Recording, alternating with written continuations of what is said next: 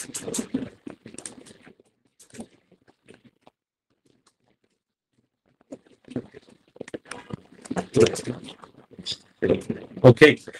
so hello everyone, welcome to our tonight's class. আমাদের নতুন সেশনের আজকে প্রথম ক্লাস, যে ক্লাসটার নাম হচ্ছে ওরিয়েন্টেশন ক্লাস, এবং এটার টপিক হচ্ছে যে ইন্ট্রোডাকশন টু এমএসসিএস পার্ট এ। এই আজকে টোটাল ক্লাসে আপনাদের সাথে আমি আছি হচ্ছে যে আমাদের এমএসসিএস এক্সপিরিয়েন্সের আমরা তিনজন মেন্টর থাকি পুরো সময়টা জুড়ে আপনাদের সাথে। সেই তিনজনের একজন আমি ডাক্তার মোহাম্মদ রাগিব শাহরিয়ার, এবং আমার ছোটখাটো পরিচয় একটু নিচে দেওয়া আছে। তো আমি আজকে আপনাদের পরবর্তী আগামী 1 ঘন্টা আপনাদের সাথে থাকবো এবং বিভিন্ন একটা ইন্টারেক্টিভ সেশনের মাধ্যমে আপনাদের এই যে কোর্সটা আপনারা শুরু করতে যাচ্ছেন এইটার বিষয়ে আপনাদের জানা এবং অজানা বিভিন্ন তথ্য দেওয়ার চেষ্টা করব। তো before beginning the going into the main discussion, আপনারা আমাকে একটু আবারও জানাবেন যে আমার ভয়েসটা আপনারা যথেষ্ট সন্তোষজনকভাবে শুনতে পাচ্ছেন কিনা, এবং আমার স্ক্রিনটা আপনারা সন্তোষজনকভাবে দেখতে পাচ্ছেন কিনা। জি ভাই, পাচ্ছি। ওকে, জি ভাইয়া, পাচ্ছি। ঠিক আছে। তো আমাদের আজকের ক্লাসের টপিকটা ইন্ট্রোডাকশন টু এমআরসিএস পার্ট এ। এটা হলেও কিন্তু আমরা ইতিমধ্যে আপনারা জেনে থাকবেন যে আমরা কিন্তু শুধুমাত্র যে পার্ট এ নিয়ে ডিসকাশন করব, ব্যাপারটা কিন্তু তা না। আমাদের ক্লাসে আমরা part A, part B, part B এবং হচ্ছে যে আমরা পরবর্তীতে যে ইন্টারন্যাশনাল কিংবা ইউকেতে সার্জারির যে আমাদের ক্যারিয়ার, এই ক্যারিয়ারে চলার পথে আমাদের কি কি জানতে টানতে হবে এগুলো নিয়েও কথাবার্তা হবে। তো প্রথমেই আপনারা যেহেতু এই এমআরসিএস এর একটা কোর্সে ইতিমধ্যে ভর্তি হয়ে গেছেন, কিংবা আমাদের এখানে বেশ কয়েকজন আজকে আছেন, আমরা আমাদের পেজ থেকেও আজকে লাইভে আছি, সো কিছু হয়তো নন পেইড মেম্বারও আজকে আমাদের থাকবেন। তো আপনাদের নিশ্চয়ই আপনারা জানেন যে মোটামুটি, আচ্ছা ঠিক আছে, তাহলে এমআরসিএস এক্সামটা মানে কি। তো যদি তারপরেও অনেকে একটু জানার একটু স্বল্পতা থাকে, তাদের জন্য একদম শুরু থেকেই শুরু করা। এমআরসিএস এক্সামটা হচ্ছে একটা শর্ট ফর্ম, যেটার নাম হচ্ছে membership of the royal college of the surgeons. এটা হচ্ছে একটা পরীক্ষা। এই পরীক্ষাটা নেয় কারা? নেয় হচ্ছে যে আমাদের, যেমন আমরা ওই যে এসএসসি কিংবা এইচএসসি পরীক্ষা দিই, তখন হচ্ছে যে আমাদের অনেকগুলা বোর্ড থাকে, তাই না? Jessore board, Dhaka board, Comilla board ইত্যাদি ইত্যাদি। তো ঠিক সেরকম আমাদের আবার আবার আমাদের বাংলাদেশে যেমন আমরা যখন এফসিডিএস পরীক্ষা দিই, তখন ওটার একটা ম্যানেজমেন্ট একটা কলেজ আছে, তাই না, বিসিপিএস। আবার আমরা যখন এমএস যারা কোর্সে ভর্তি হয় তাদের একটা অথরিটি আছে, যেটা নাম হচ্ছে যে বিএসএমএমইউ। ঠিক সেরকম ইংল্যান্ডে যখন আপনি ডাক্তারদের হয়ে পোস্ট গ্রাজুয়েশন করতে যাবেন, আপনার যিনি কন্ট্রোলিং বডি সেটা থাকে সাধারণত রয়্যাল কলেজ। তো সার্জারির ক্ষেত্রে রয়্যাল কলেজ অফ সার্জনস, গাইনির ক্ষেত্রে রয়্যাল কলেজ অফ গাইনিয়ান অফস, এরকম থাকে আর কি। মেডিসিনের ক্ষেত্রে রয়্যাল কলেজ অফ ফিজিশিয়ানস। তো এই রয়্যাল কলেজ অফ সার্জনস হচ্ছে টোটাল 4টা। ঠিক যেমন হচ্ছে যে বিভিন্ন বোর্ড থাকে, যশোর বোর্ড, খুলনা বোর্ড, ঠিক সেরকম যে একটা royal college of surgeons Edinburgh, royal college of হচ্ছে গ্লাসগো, আর একটা হচ্ছে আয়ারল্যান্ড। এই 4টা কলেজ মিলে আমাদের সার্জারি, একটা মানুষ সার্জন হওয়ার জন্য যা যা ট্রেনিং করবে এবং পড়াশোনা করবে, টোটাল তারা কন্ট্রোল করে, সিলেবাস পরীক্ষা টরীক্ষা ইত্যাদি সবকিছু। তো এই কারণে তারা যে পরীক্ষাগুলো নেয় 4টা কলেজ মিলাই নেয়, একই সাথেই নেয়, এই জন্য এটাকে বলা হয় ইন্টার কলেজিয়েট এক্সামস। তো তারা সার্জারির জন্য যে পরীক্ষাগুলো নেয়, এটা হচ্ছে 2টা পরীক্ষা হয়, তার মধ্যে একটা হচ্ছে যে এই এমআরসিএস। এই জন্য এটাকে আবার পুরো ফর্মে কিন্তু বলা হয় যে ইন্টার কলেজিয়েট এমআরসিএস এক্সাম। ঠিক আছে, তাহলে আপনারা মোটামুটি বুঝতে পারছেন যে রয়্যাল কলেজ জিনিসটা কি এবং কেন হচ্ছে যে এটাকে ইন্টার কলেজিয়েট এক্সাম বলে, এতটা কি বুঝতে পারছেন? তো এর মধ্যে আমাদের মনে মধ্যে একটা কথা আসে, তাহলে কি ভাইয়া যে তাহলে ইংল্যান্ডের আন্ডারে পরীক্ষা দিলে কি হয়, আর গ্লাসগো টাসগো তাহলে কি ইংল্যান্ডকে একটু কঠিন নাকি? আসলে কিন্তু ব্যাপারটা হচ্ছে যে শুরুতে আমি বলছি যেটা 4টা কলেজ মিলায়ে পরীক্ষা দেয়। হ্যাঁ, সো পরীক্ষা আপনি যে কলেজের আন্ডারে দেন না কেন, জিনিস হচ্ছে একই। ঠিক আছে, ঠিক যেরকম এসএসসি পরীক্ষা আমরা যখন লিখছি যে SSC past form Jessore board, HSC past form Dhaka board, এটা ঠিক কিছু আসে টাসে যায় না, ঠিক সেরকম। কিন্তু এখন আপনি এটা বলতে পারেন ভাইয়া, কিন্তু এই সময় তো ছিল যে আমাদের যে বোর্ড যতগুলা ছিল তার মধ্যে, আচ্ছা বলেন তো সবচেয়ে খাইস্টা বোর্ড কোনটা ছিল, জানেন নাকি? কুমিল্লা। আরে কুমিল্লা ভাই, আমি নিজে যশোর বোর্ড, কিন্তু আসলে আমি এটা মানে কি জানি প্রমাণিত যে সবচেয়ে খাইস্টা বোর্ড হচ্ছে কুমিল্লা বোর্ডে কোশ্চেন খুব কঠিন হয়। তো ওইটা আবার মানে এমআরসিএস এর ক্ষেত্রে কিন্তু ওই নিয়ে টেনশন করার কিছু নাই, বুঝছেন? এমন না যে গ্লাসগো বোর্ড কলেজ হচ্ছে খাইস্টা, এদের কোশ্চেন কঠিন হয়, ব্যাপারটা কিন্তু তা না। 4টা বোর্ড মিলে একটা কোশ্চেনেই পরীক্ষা নেয়, বুঝতে পারছেন? অতএব এমআরসিএস এ এই কলেজ টলেজ কোনো নির্ভর করে না। আপনি যেই কলেজের আন্ডারে পরীক্ষা দেন না কেন, আপনার কোশ্চেন একই, পরীক্ষার মানও একই, আপনার ডিগ্রির ভ্যালুও একই। এমনকি সবচেয়ে ইন্টারেস্টিং ব্যাপারটা হচ্ছে যে আপনি এমআরসিএস পরীক্ষার একটা পার্ট আপনি দেখা যাচ্ছে পার্ট এ আপনি ইংল্যান্ডের আন্ডারে দিতে পারেন, পার্ট বি আপনি এডিনব্রা আন্ডারে দিতে পারেন। এ আর বি দুইটা পাস করার পর যখন আপনি মেম্বারশিপ নেবেন, আপনার কাছে মনে হলো যে গ্লাসগোর মেম্বারশিপ কিনতে কম টাকা লাগে, আপনি গ্লাসগোর মেম্বারশিপ কিনতে পারেন, বুঝতে পারছেন? না 3টা মিলে আপনি মাখায় টাকায় কিন্তু জিনিসটা করতে পারেন, এটাতে কোনো ধরনের কোনো সমস্যা নাই। এখন কথা হচ্ছে যে আসলে এমআরসিএস পরীক্ষাটার আসলে জিনিসটা কি, মানে কেন এই পরীক্ষাটার আসলে কোথা থেকে আসে? তো এই ব্যাপারটা হচ্ছে যে আমাদের দেশে আমরা যখন ওই যে কোনো একটা সার্জারি ট্রেনিং এ ঢুকি, ধরেন আপনি এফসিপিএস এ ঢুকলাম, এফসিপিএস এ ঢুকলে তখন কেমন হয় যে আমরা প্রথমে ধরেন এফসিপিএস পার্ট 1 দিই, তাই না? তো তারপরে এফসিপিএস পার্ট 1 দেওয়ার পরে আমরা হচ্ছে 2 বছর ট্রেনিং করি। তারপরে হচ্ছে যে আমরা ওই যে প্রিলি পরীক্ষা দিই 2 বছর পরে। প্রিলি পাস করলে তারপরে হচ্ছে প্রিলি কিংবা মিড টার্ম বলে বোধহয়, তাই না? মিড টার্ম দিই আমরা। তারপরে এটা দেওয়ার পরে আবার পাস করলে আবার 3 বছর আবার ট্রেনিং করি, তারপরে এফসিপিএস ফাইনাল পার্ট পরীক্ষা দিই। তার মানে টোটাল 3টা পরীক্ষা হইলো। আবার অন্যদিকে যারা এমএস কিংবা এমডি দেয়, তারা কি করে, প্রথমে রেসিডেন্সির একটা ভর্তি পরীক্ষা দেয়, তারপরে 2 বছর ট্রেনিং করে ফেজ এ দেয়, তারপরে আবার 3 বছর ট্রেনিং করে ফেজ বি দেয়। এইটুকুই তো, তাই না? তো ঠিক সেম ওদের ইউকের ঘটনাটা হচ্ছে যে আপনি যদি একটা ট্রেনিং প্রোগ্রামে ঢোকেন, তাহলে আপনার প্রথম 2 বছর হবে হচ্ছে যে আপনার কোর ট্রেনিং হয়, ঠিক আছে? প্রথম 2 বছর যেখানে আপনি জেনারেল সার্জারি রিলেটেড জিনিসপত্র এবং আদার অ্যালাইড ব্রাঞ্চ সম্পর্কে একটা কোর কিছু ট্রেনিং পাবেন। কোর ট্রেনিংটা করার পর ওই 2 বছর শেষে তখন তাদেরকে ওই এমআরসিএস পরীক্ষাটা দিতে হয়। তারপর এমআরসিএস যখন আপনি পাস করবেন, তখন আপনি এবার ওদের স্পেশালিটি ট্রেনিং এ ঢুকতে পারবেন। ওদের টোটাল ট্রেনিং সাধারণত 8 বছরের হয়, তার মধ্যে এবং এই প্রত্যেকটা বছর করে এসটি বলে। তার মানে হচ্ছে যে এসটি, হ্যাঁ এসটি, তার মানে হচ্ছে আপনি প্রথম বছর মানে ST1, সেকেন্ড বছর মানে ST2। ঠিক সেরকম ST1 এবং 2 এর ট্রেনিং কমপ্লিট করা শেষে ওরা এমআরসিএস পরীক্ষা দেয়। এমআরসিএস পরীক্ষা আপনি পাশ করে গেলেন, এরপরে আপনি এই তখন স্পেশালিটি ট্রেনিং কিংবা ST3 ট্রেনিং এ ঢুকলেন।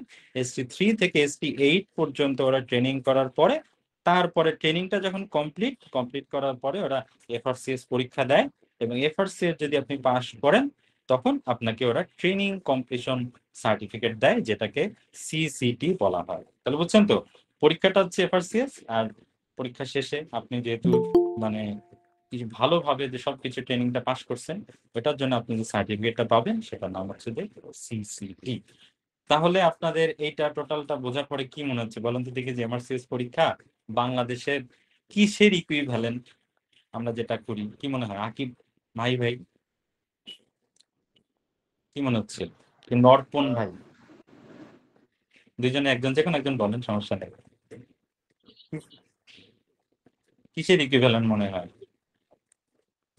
ঐশী কুণ্ডু আপু বলেন। মানে আচ্ছা, জি এটাতে আমরা ভাইয়া। এই যে মানে তাহলে এই যে টোটাল যে ট্রেনিং পাথওয়েটা আমরা বললাম না, টোটাল ট্রেনিং পাথওয়েটা মানে বোঝার পরে আপনারা ইংল্যান্ডের মানুষজন কিভাবে ট্রেনিং করে এটা তো বুঝছেন, তাই না? এবং তাহলে ট্রেনিংটা যদি হুম। করে, তাহলে এমআরসিএস পরীক্ষাটা বাংলাদেশের কিসের ইকুইভ্যালেন্ট ওরা মনে করে বলেন তো দেখি? হ্যাঁ, প্রেসিডেন্সি অর মাস্টার্স। প্রেসিডেন্সির ফেজে পাস করার মতো একটা ব্যাপার, বুঝতে পারছেন তো? এই যে কামরুল ভাই হাত তুলছিল, কামরুল ভাই কিছু বলবেন? হ্যাঁ, এটা কি মেজর ডিপ্লোমা বা কোনো কিছু? হ্যাঁ, না মানে ওইটাই, মানে এটা ওরা যে কোনো ডিগ্রিকেই ওরা আসলে ডিপ্লোমা বলে। তো এমআরসিএস হচ্ছে একটা ডিপ্লোমা, বাট এটা হচ্ছে যে আমাদের দেশে যেমন আলাদাভাবে ডি কার্ড, ডিজিও এইসব আছে, এটা আছে, ওদের দেশে এসব ভোগীযোগী নাই। ইউনিফাইড ট্রেনিং সিস্টেম, বুঝছেন? শুধু যে আপনি এমআরসিএস করে দিনের পর দিন ঘুরে পাবেন, ব্যাপারটা ঠিক ওরকম না। ওদের একটা টানা একটা ট্রেনিং সিস্টেম আছে। শুধু আপনি এমআরসিএস পাস করে আলাদাভাবে আপনি ডিপ্লোমা ডাক্তার হিসেবে ঘুরে বেড়াবেন, এমন কোনো সিস্টেম নাই। ওদের টোটাল 8 বছরের ট্রেনিং এর 2 বছরের মাথায় এমআরসিএস পরীক্ষা দিতে হয়। তার মানে এই জিনিসটা কাইন্ড অফ বাংলাদেশের এফসিপিএস যদি আপনি ট্রেনিং করেন, মিড টার্ম আমরা যে পরীক্ষা দিই এইটার মতো। কিংবা আপনি যদি রেসিডেন্সি পরীক্ষার রেসিডেন্সি ট্রেনিং প্রোগ্রাম, ওইটার সাথে যদি কেউ আপনারা ইউজ টু থাকেন, ওইটাতে ফেইজে পাস করার মতো একটা ব্যাপার ইংল্যান্ডের পরিপ্রেক্ষিতে। এতটুকু কি আপনারা বুঝতে পারছেন সবাই? ইমরান হোসেন ভাই? জি ভাইয়া। হুম, ওকে। তো এরপরে আমরা আসি যে তাহলে আসলে এমআরসিএস পরীক্ষাটা কিরকম ভাবে হয়। এটা হচ্ছে যে আপনারা ইতিমধ্যে অনেকে জেনে থাকতে পারেন যে এমআরসিএস পরীক্ষাটা আসলে দুইটা পার্টে বিভক্ত। একটা হচ্ছে যে প্রথমে আমরা যেটার জন্য আপনারা এই যে আশা করতেছেন, প্রিপারেশন শুরু করতেছেন, এটা হচ্ছে একটা এমআরসিএস পার্ট এ, ওদের আবার 1 to 9 এ আর বি, বুঝতে পারছেন? পার্ট এ পরীক্ষাটা হচ্ছে যে একটা এমসিকিউ টাইপের একটা পরীক্ষা।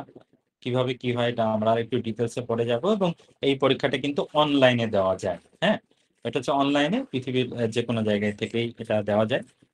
আর যেটা হচ্ছে যে এমআরসিএস পার্ট বি, এটা হচ্ছে যে একটা অসপি টাইপের একটা পরীক্ষা, যেটা হচ্ছে যে একদম সামনাসামনি ফিজিক্যালি বসে বসে দিতে হয়। ঠিক আছে? তো এখন আসেন যে এমআরসিএস পরীক্ষা দিতে অ্যাকচুয়ালি কি লাগে। ওকে, তো আমার স্ক্রিনটা চেঞ্জ হলে একটু আসতে সময় লাগতেছে, আপনারা কিছুক্ষণ পরেই দেখতে পারবেন। তো এমআরসিএস পরীক্ষা দিতে অ্যাকচুয়ালি আমাদের জিনিস লাগে হচ্ছে যে তিনটা। একটা হচ্ছে যে আমাদের এমবিবিএস সার্টিফিকেট শুধু লাগবে, এটা হচ্ছে 1 নম্বর কথা। তো ওরা ওটাকে আবার পিএমকিউ বলে, প্রাইমারি মেডিকেল কোয়ালিফিকেশন সার্টিফিকেট। তো তার মানে আপনার যে হাতে যদি এমবিবিএস সার্টিফিকেট না থাকে তাহলে কিন্তু আপনি পরীক্ষাতে বসতে পারবেন না। এখন এখানে অনেকে বলে যে আচ্ছা ঠিক আছে ভাই, আমি তো ইন্টার্নি করতেছি, আমার তো এমবিবিএস সার্টিফিকেট আমি পুরোপুরি তুলতে নিতে পারি নাই।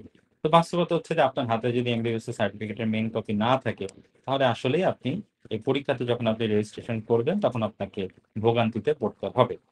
এই কারণে আমার মতামত হচ্ছে যে আপনারা যদি অনেকে থাকেন ইন্টার্নশিপ করতেছেন, এই অবস্থাতে আপনারা ভর্তি করতে হয়েছেন, সার্টিফিকেটটা তোলার জন্য যা যা করা উচিত সেগুলো দ্রুত করে ফেলা, এবং সার্টিফিকেটটা পাওয়ার পরই শুধুমাত্র বিপুল পরিমাণ টাকা পয়সা জমা দিয়ে পরীক্ষার জন্য রেজিস্ট্রেশন করা।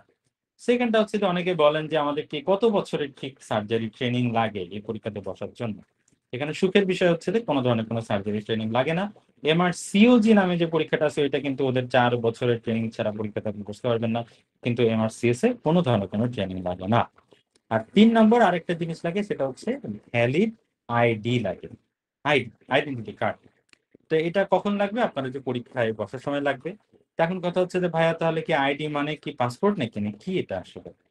তো এখানে ব্যাপারটা হচ্ছে যে আইডি বলতে আসলে কি বোঝায়, ওরা ওদের ওয়েবসাইটে এটা সুন্দর করে লিখে রাখছে যে আইডি মানে আসলে 1 নম্বরে ওরা পাসপোর্ট এমন কিছু একটা যেটাতে আপনার ছবি আছে এবং আপনার নাম, পুরা নামটা সুন্দরভাবে ইংরেজিতে লেখা আছে, যেটা ওরা বুঝতে পারে। তো সেই আইডিটা কি হতে পারে? আমি দেখেন হলুদ কালিতে দিয়ে রাখছি যে 1 নম্বরটা পাসপোর্ট, এটা ওয়াইডলি অ্যাকসেপ্টেড, এটা অবশ্যই ওরা অ্যাকসেপ্ট করে। সেকেন্ড হচ্ছে যে ড্রাইভিং লাইসেন্স, ওটাতেও কিন্তু সুন্দর করে ছবি থাকে এবং নাম ধাম সবকিছু থাকে। আর এগুলো যদি না থাকে, আমাদের বর্তমানে যে জাতীয় পরিচয়পত্র, আগে কিন্তু আজ থেকে 10-15 বছর আগে যেটা ছিল ওইটা কিন্তু ভবিষ্যৎ ছিল, বাট যে আমাদের যখন থেকে আমাদের ডিজিটালাইজড ভাবে জাতীয় পরিচয়পত্র বাংলাদেশের সবার কাছে পৌঁছে গেল, তো যেটা স্মার্ট হোক আর নন স্মার্ট হোক যেটাতেই আছে একই জিনিস, সেটা হচ্ছে যে ছবি এবং ইংরাজি এবং বাংলাতে আমাদের পুরো নামটা লেখা। তো এটাও কিন্তু ওদের জন্য অ্যাকসেপ্টেবল, বাট ওরা হচ্ছে যে প্রেফার করে পাসপোর্ট। অতএব এই কারণে আপনার তো আলটিমেটলি পার্ট 2 এর জন্য পাসপোর্ট তো তখন লাগবেই। তো যেটা নিয়ে আমরা কিছুদিন পরে আসবো, সেই জন্য আর কি পাসপোর্টটা থাকাটা আমার মনে হয় ভালো, কোনো ধরনের কোনো হ্যাসেল ট্যাসেল পাইতে হয় না। এরপরে আমরা আসি যে তাহলে আছে আমরা পরীক্ষার জন্য তাহলে এটা বুঝে গেলাম যে তাহলে কি কি লাগে এবং আমার যোগ্যতা আছে। এবার চলেন আমরা আসলে পরীক্ষাটা কিভাবে কি হয় এটা জানি। তো প্রথম কথা হচ্ছে যে এমআরসিএস পার্ট এ, এটা তো আমরা কিছুক্ষণ আগেই বলছি যে এটা হচ্ছে একটা এমসিকিউ একটা পরীক্ষা, যে এমসিকিউ থাকে। এখানে হচ্ছে যে 300টা টোটাল কোশ্চেন থাকে, 300টা কোশ্চেন টোটাল দুইটা পেপারে বিভক্ত। ঠিক আছে? পেপার 1 এটা হচ্ছে যে এখানে থেকে 180টা কোশ্চেন এবং 180 মিনিটে পরীক্ষাটা হয়। আর পেপার 2 হচ্ছে 120টা কোশ্চেন, 120 মিনিটে পরীক্ষা হয়। তার মানে কি পেপার 1টা কয় ঘন্টার পরীক্ষা হলো? পেপার 1 পেপার হচ্ছে 3 ঘন্টার একটা পরীক্ষা, আর পেপার 2টা হচ্ছে যে 2 ঘন্টার একটা পরীক্ষা, এবং এই দুইটার মাঝখানে একটা ব্রেক থাকে সাধারণত 1 ঘন্টার মতো। তো এই পরীক্ষাটা কিভাবে হয়? এই পরীক্ষাটা করোনার আগ পর্যন্ত মানুষজন ব্রিটিশ কাউন্সিলে যেত, ব্রিটিশ কাউন্সিলে একদম আমরা প্রথাগতভাবে যেরকম গোল্লা ভরাট করে আমরা পরীক্ষা দিই, ওইরকম ভাবে মানুষজন পরীক্ষা দিত। করোনা এসে সব লন্ডভন্ড করে দিয়ে গেছে। তো এখন এটা ভালো হয়েছে কি খারাপ হয়েছে এটা আমরা জানি না। আমার আমার মতে জিনিসটা একটু খারাপ হয়েছে। তো তবে এখন জিনিসটা অনলাইনে হয়। অনলাইনে এটা হচ্ছে যে একটা আপনার আগে যেটা হতো যে নিজের বাসায় বসে বসে পরীক্ষা দিতে হইতো, এখন এমআরসিএস বিভিন্ন পিয়ারসন ভিউ নামে একটা প্রতিষ্ঠান এমআরসি রয়্যাল কলেজের হয়ে পরীক্ষাটা নেয়। ঢাকা শহরে তাদের এরকম 25 থেকে 26টা সেন্টার আছে। এটা হচ্ছে যে আপনি যেদিন পরীক্ষা দিবেন তাদের ওরকম সেন্টারে যাইতে হয়। সেন্টারে যেয়ে দেখবেন যে সুন্দর করে আপনার নামে একটা কম্পিউটার তারা তৈরি করে রাখছে। যেমন ধরেন ইমরান হোসেন ভাইয়ের নামে, ইমরান ভাই যে দেখবে যে তার নামে একটা কম্পিউটার রেডি করা। আপনি পাসপোর্ট টাসপোর্ট দিলেন, আপনাকে কম্পিউটারের সামনে বসাই দিল, মাউসে ক্লিক করে করে করে করে আপনি নেক্সট প্রিভিয়াস ইত্যাদি মারতে মারতে পরীক্ষা দিবেন, ক্লিক করে করে করে করে আপনি উত্তর দিবেন। তো 3 ঘন্টা ধরে এবার পেপার 1 দিবেন, এরপর আপনি এটা ব্রেক নেবেন, আবার 2 ঘন্টা ধরে ক্লিক ক্লিক ক্লিক ক্লিক এরকম করবেন, এবার পেপার 2 দিবেন, সাবমিট করে চলে আসবেন। এই যে পরীক্ষাটা দিচ্ছেন আপনি সাবমিট দেওয়ার পরপরই তারা এক্সাম যে আপনি যে উত্তরপত্রটা এটা রয়্যাল কলেজে চলে যাবে। আর এর মধ্যে যাতে আপনি নকল টকল না করেন এই জন্য ওরা পরীক্ষা চলাকালীন সময় ওই কম্পিউটারেই মাইক্রোফোন থাকে, যেটা কন্টিনিউয়াসলি 5 ঘন্টা ধরে আপনার অডিও রেকর্ড করে যে আপনি কোনো বিড়বিড় করতেছেন কিনা, কারোর সাথে কথা বলতেছেন কিনা, ওইটা রেকর্ড করে। ওদের ওয়েবক্যাম থাকে যেটা আপনার মুখের দিকে তাক করা থাকে, ওরা রেকর্ড করে যে আপনি কোনো অন্য কিছু নকল টকল নিয়ে আসছেন কিনা, নিশ্চুপ ভাবেই নকল করে যাচ্ছেন কিনা, ভিডিওটাও ওরা রেকর্ড করে। পরীক্ষা শেষ হওয়ার সাথে সাথে আপনার কম্পিউটার থেকে 3টা জিনিস আপনার সার্ভারে আপলোড হয়ে যায়, আপনার উত্তরপত্র, আপনার অডিওটা এবং আপনার ভিডিওটা। তারপরে এটা মিলে ঝিলে ওরা সবকিছু অ্যাসেস করে ওরা রেজাল্টটা দেয়। তো এইভাবে পরীক্ষাটা দিতে হয় তার মানে, এবং এটা বাংলাদেশে দেয়া যায়। ঢাকা শহরে 25-26টা সেন্টার, চিটাগাংয়েও অনেকগুলো সেন্টার আছে। জ্যোতির্ময় ভাই বলেন, কিছু বলতে চাচ্ছেন?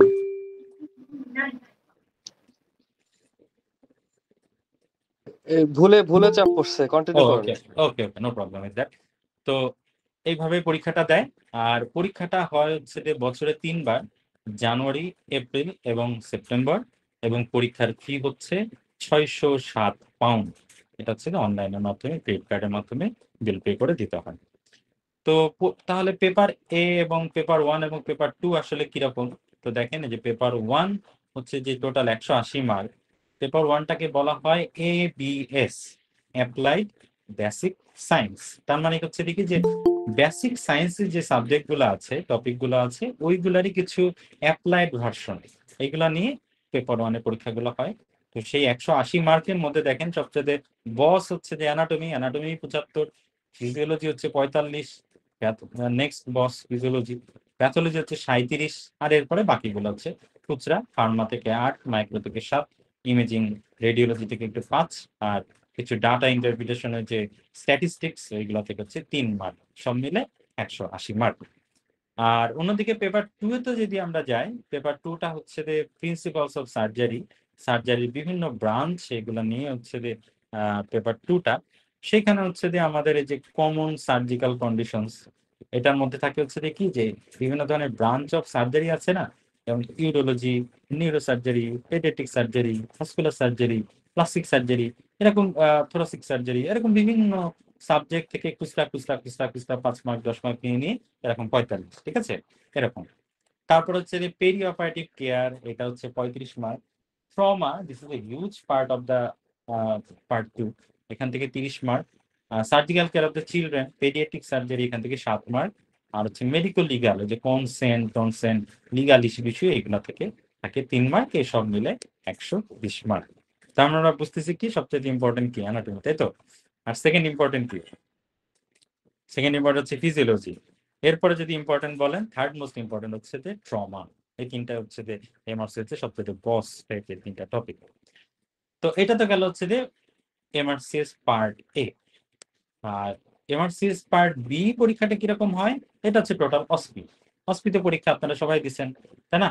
ওই যে অনেকগুলো স্টেশন থাকে, টুংটাং করে ঘন্টা বাজে, আমরা দৌড়ায় দৌড়ায় পরীক্ষা দিই, এটা কিন্তু তাই।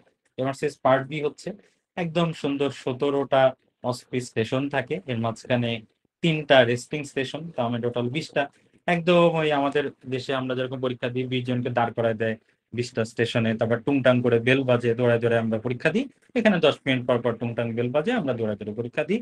10 ইন্টু 20 মানে টোটাল 200 মিনিটের পরীক্ষা হয়। তো এখানে যে 17টা স্টেশন, তার মধ্যে বলা হয় যে 8টা স্টেশন থাকে হচ্ছে নলেজ বেসড। সেই নলেজের মধ্যে 3টা থাকে হচ্ছে যে অ্যানাটমি রিলেটেড, 3টা থাকে হচ্ছে ক্রিটিক্যাল কেয়ার, আর 2টা থাকে হচ্ছে যে প্যাথোলজি। আর অন্যদিকে 9টা যে স্টেশন থাকে এটাকে বলে যে স্কিল স্টেশন। তার মধ্যে 2টা থাকে প্রসিডিউর। ওই প্রসিডিউরের মধ্যে অনেকগুলো আছে অ্যাবসেস ড্রেনেজ, মানে যে কোনো নট টাইং ইত্যাদি, যেটা আপনারা পরে যখন এটা প্রিপারেশন নেবেন তখন জানবেন। 3টা থাকে হচ্ছে এক্সামিনেশন, একদম এই যে আমাদের দেশে examination of the abdomen, examination of the chest, respiratory, cardiology, তারপরে ধরেন অর্থোপেডিক্স এর অনেক এক্সামিনেশন এরকম। 2টা থাকে হচ্ছে কাউন্সেলিং, আর 2টা থাকে হচ্ছে হিস্ট্রি নেওয়া। এই মিলে টোটাল 17টা। আলাদা আলাদা ভাবে নলেজেও পাস করতে হয়, স্কিলেও আলাদাভাবে পাস করতে হয়। তো এমআরসিস পার্ট এ যেরকম বছরে 3বার হয়, এমআরসিস পার্ট বিও কিন্তু আগে বছরে 3বারই হইতো। মানে পার্ট এ তো হচ্ছে যে আপনার কবে কবে, জানুয়ারি, এপ্রিল, সেপ্টেম্বর। তা আগে যেটা সিস্টেম ছিল, ওই যে মাসে পার্ট এ হয় তার পরের মাসে পার্ট বি হইতো। মানে তার মানে ওইদিকে হচ্ছে যে আপনার ফেব্রুয়ারি, মে, অক্টোবর বছরে 3বার হইতো। তো ওই যে যখন করোনা আসলো, করোনার সময় অনলাইনে তো পরীক্ষা হয়েছে, তার মানে এমআরসিস পার্ট এ কিন্তু হয়েই গেছে। কিন্তু পার্ট বি তো আপনাকে একদম জায়গায় দাঁড়ায় ফিজিক্যালি পরীক্ষাটা দিতে হবে। তো এইটা তো আর করোনার মধ্যে ওরা নিতে পারে না। এই কারণে বিপুল পরিমাণ ব্যাকলগ জমে গেছে, যেটা ওরা আজ পর্যন্ত এটা টোটালটা ওরা মেকআপ করতে পারে নাই। এই কারণে ওরা যে বছরে 3বার নেওয়া এই জিনিসটা থেকে ওরা বেরোয় আসছে। এখন ওরা বছরে সারা বছর জুড়েই নিতে থাকে। দেখা যাচ্ছে আপনারা ওদের ওয়েবসাইটে ঢুকলেই দেখবেন যে আছে জানুয়ারিতে পরীক্ষা হচ্ছে ইন্ডিয়াতে, ফেব্রুয়ারিতে হচ্ছে দুবাইতে, আবার মার্চে হচ্ছে মিশরে, এরকম আর কি রোটেট করে করে ওরা বছর জুড়েই ওরা নেয়। এরপর হচ্ছে যে আর এইটার কিন্তু টাকা পয়সা একটু বেশি, এটার এক্সাম ফি হচ্ছে যে 1099 পাউন্ড। তো আসলে পরীক্ষাতে আমরা তো জেনে গেলাম কিরকম পরীক্ষা টরীক্ষা হয়। তো এখন আমরা মোটামুটি ডিটারমাইন যে আমরা পরীক্ষা দিব। তো পরীক্ষা দিতে গেলে আসলে কি কি করতে হয়, প্রসিডিউর খুবই সিম্পল। আপনারা যদি পরীক্ষাতে বসতে চান, প্রথম কথা হচ্ছে ওই যে শুরুতে বলছিলাম 3টা যোগ্যতা আপনার আছে কিনা প্রথমে নিজেকে প্রশ্ন করবেন। 3টা যোগ্যতা কি ছিল? প্রথম যোগ্যতাটা হচ্ছে এমবিবিএস সার্টিফিকেট। সেকেন্ড যোগ্যতা ছিল হচ্ছে আপনার একটা আইডি কার্ড আছে কিনা। আর তৃতীয় যোগ্যতাটা হচ্ছে যে আপনার ওই যে ট্রেনিং সার্টিফিকেট, না যেটা আসলে লাগবে না, ট্রেনিং আপনার নাই, অথবা এটা কোনো যোগ্যতার দরকার নাই। তো যদি থাকে 3টা হয়ে গেল আপনি। এরপরে হচ্ছে যে আপনাকে যেটা করতে হবে, যে রয়্যাল কলেজগুলো থাকে ওই রয়্যাল কলেজ যে কোনো একটাতে, যে রয়্যাল কলেজ অফ ইংল্যান্ড কিংবা রয়্যাল কলেজ অফ আয়ারল্যান্ড, এসব ওয়েবসাইটে গিয়ে আপনি একটা অ্যাকাউন্ট খুলে ফেলবেন। অ্যাকাউন্ট খোলা হয়ে গেল। অ্যাকাউন্ট খোলার পরে এবার ওদের যেই পরীক্ষার বিভিন্ন এখানে ওয়েবসাইটে যেয়ে দেখবেন যে বুক অ্যান্ড এক্সাম এগুলাতে যাবেন, যে একটু নাম দাম ফিল আপ করবেন, করার পরে ওরা টাকা যাবে, টাকাটা সুন্দর করে দিয়ে দিবেন, হয়ে গেল। কিন্তু এরপরে আপনার কাছে একটা মেসেজ আসবে যে ইমেল, ঠিক আছে, dear doctor Akib Shahriya, thank you for registering for MRCS part exam. তো এখন তুমি তোমার এমবিবিএস সার্টিফিকেটটা আমাদের পাঠাও। আগে এই জিনিসটা অনেক কঠিন ছিল। ব্রিটিশ কাউন্সিল কিংবা নোটারি পাবলিক দিয়ে এমবিবিএস সার্টিফিকেটটাকে সত্যায়ন করায় ওইটারে ফেডেক্স দিয়ে একদম এটা একটা ফটোকপি বিদেশে পাঠাইতে হইতো। করোনা এসে জীবন যেমন কঠিন করছে, অনেক কিছু সহজে করে দিয়ে গেছে। এখন কিচ্ছু না, জাস্ট স্ক্যানার দিয়ে আপনি আপনার এমবিবিএস এর যে সার্টিফিকেটটা ওইটার এপিটোপিক সুন্দর করে স্ক্যানার দিয়ে ছবি তুলে ওইটা আপনি ইমেলে অ্যাটাচ করে সুন্দর করে ওদেরকে পাঠিয়ে দিবেন। শেষ আপনার মোটামুটি রেজিস্ট্রেশন। শুধুমাত্র আর পরীক্ষার 1 মাস আগে ওই যে বললাম যে রয়্যাল কলেজ নিজে তো পরীক্ষা নেয় না, পিয়ারসন ভিউ নামে একটা প্রতিষ্ঠান আছে, ওরা হচ্ছে অনলাইনের মাধ্যমে এটা অ্যারেঞ্জ করে। পরীক্ষার 1 মাস আগে পিয়ারসন ভিউ থেকে একটা ইমেইল আসে, ঠিক আছে আপনার তো পরীক্ষা 1 মাস বাকি, আপনি আমাদের ওয়েবসাইটে ঢুকে কোন সেন্টারে পরীক্ষা দিতে চান ওটা হচ্ছে সিলেক্ট করেন। তখন ওদের ওয়েবসাইটে ঢুকে এটা সিলেক্ট করতে হয়, তারপরে পরীক্ষার দিন পরীক্ষা দিতে হয়। তো তারপরে দেখেন ছবির মাধ্যমে আমরা যদি আরেকটু দেখাই দিতে চাই, তাহলে আপনারা এটা একটু দেখেন। একটু বোধ হয় নেটের প্রবলেমের কারণে আমার ডিসপ্লেতে আমার যখন জিনিসটা আসছে তার একটু পরে গুগল মিটের কাছে জিনিসটা যাচ্ছে। তো কেউ কি আপনারা এখনো দেখতে পাচ্ছেন? আচ্ছা, এই মুহূর্তে দেখতে পাচ্ছেন তাই না? তো দেখতে পাচ্ছি ভাইয়া। এটা হচ্ছে যে royal college of surgeons of England, www.rcseng.com। এটাতে যদি আপনারা ঢোকেন তাইলে এরকম একটা পেজ আপনারা দেখতে পারবেন। তো এখানে ঢুকলে দেখেন কোনায় যে লগ ইন আছে, তারপরে যে রেজিস্টার আছে। তো এখানে আপনারা এরকম রেজিস্টার বাটনে ক্লিক করে প্রথমে রেজিস্ট্রেশন করলেন, বুঝছেন? এটা করতে কোনো টাকা পয়সা লাগে না, এটা এমনি অ্যাকাউন্ট খোলা, ফেসবুক অ্যাকাউন্ট খোলার মতো নাম ধাম দিলেন। তারপরে এবার রেজিস্ট্রেশন কমপ্লিট, এরপরে পরে আবার আপনি বের হয়ে এসে এবার লগ ইন করবেন। লগ ইন করলে তখন আপনার এখানে ভাইয়া দেখা যাচ্ছে না। বাকিরা কেউ কি দেখতে পাচ্ছেন না? মাঝে মাঝে এমন হয় আর কি ভুল যে হ্যাঁ ভাই, দেখা দেখতে যাচ্ছে। পাচ্ছি ভাই, দেখতে পাচ্ছি, এখন দেখা দেখা যাচ্ছে। যাচ্ছে। আচ্ছা আচ্ছা, তার মানে হচ্ছে যে ওই তো মানে কারো যদি দেখতে একটু প্রবলেম হয় তখন আপনারা একটু ওই যে বের হয়ে আবার ঢুকেন, তাহলে আবার দেখা যায়। তো তারপরে ধরেন আপনারা এবার আবার লগ ইন করবেন। লগ ইন করার পর তখন এখন যেখানে লগ ইন লেখা আছে তখন ওইখানে ধরেন এরকম ডাক্তার রাকিব কিংবা শুধু রাকিব এরকম লেখা থাকবে, বুঝছেন? এরকম ভাবে। তো এরপরে যেটা করতে হবে, এই যে দেখেন এডুকেশন এন্ড এক্সামস এরকম একটা সেকশন আছে। এখানে ক্লিক করলে পরে নিচে আবার এরকম লেখা আছে, তারপরে এখানে আবার এক্সামস একটা ঘর আসবে, ওইখানে আপনি ক্লিক করবেন। ক্লিক করলে তখন আবার এখানে বিভিন্ন ধরনের ঘরটর আসবে, যে MRCS part A part B. এখানে গেলে তারপরে বুক নাও এরকম একটা আসে। এখানে গেলে এই যে দেখেন এরকম দুইটা আছে, ইউ ক্যান আয়ারল্যান্ড, আপনি ইন্টারন্যাশনালি ক্লিক করবেন। তখন আপনাকে এই যে বিভিন্ন ধরনের ডেট দেখাবে, যে এই যে কবে পরীক্ষা দিবে। তো এটা হচ্ছে আজকেই স্ক্রিনশটটা নেওয়া।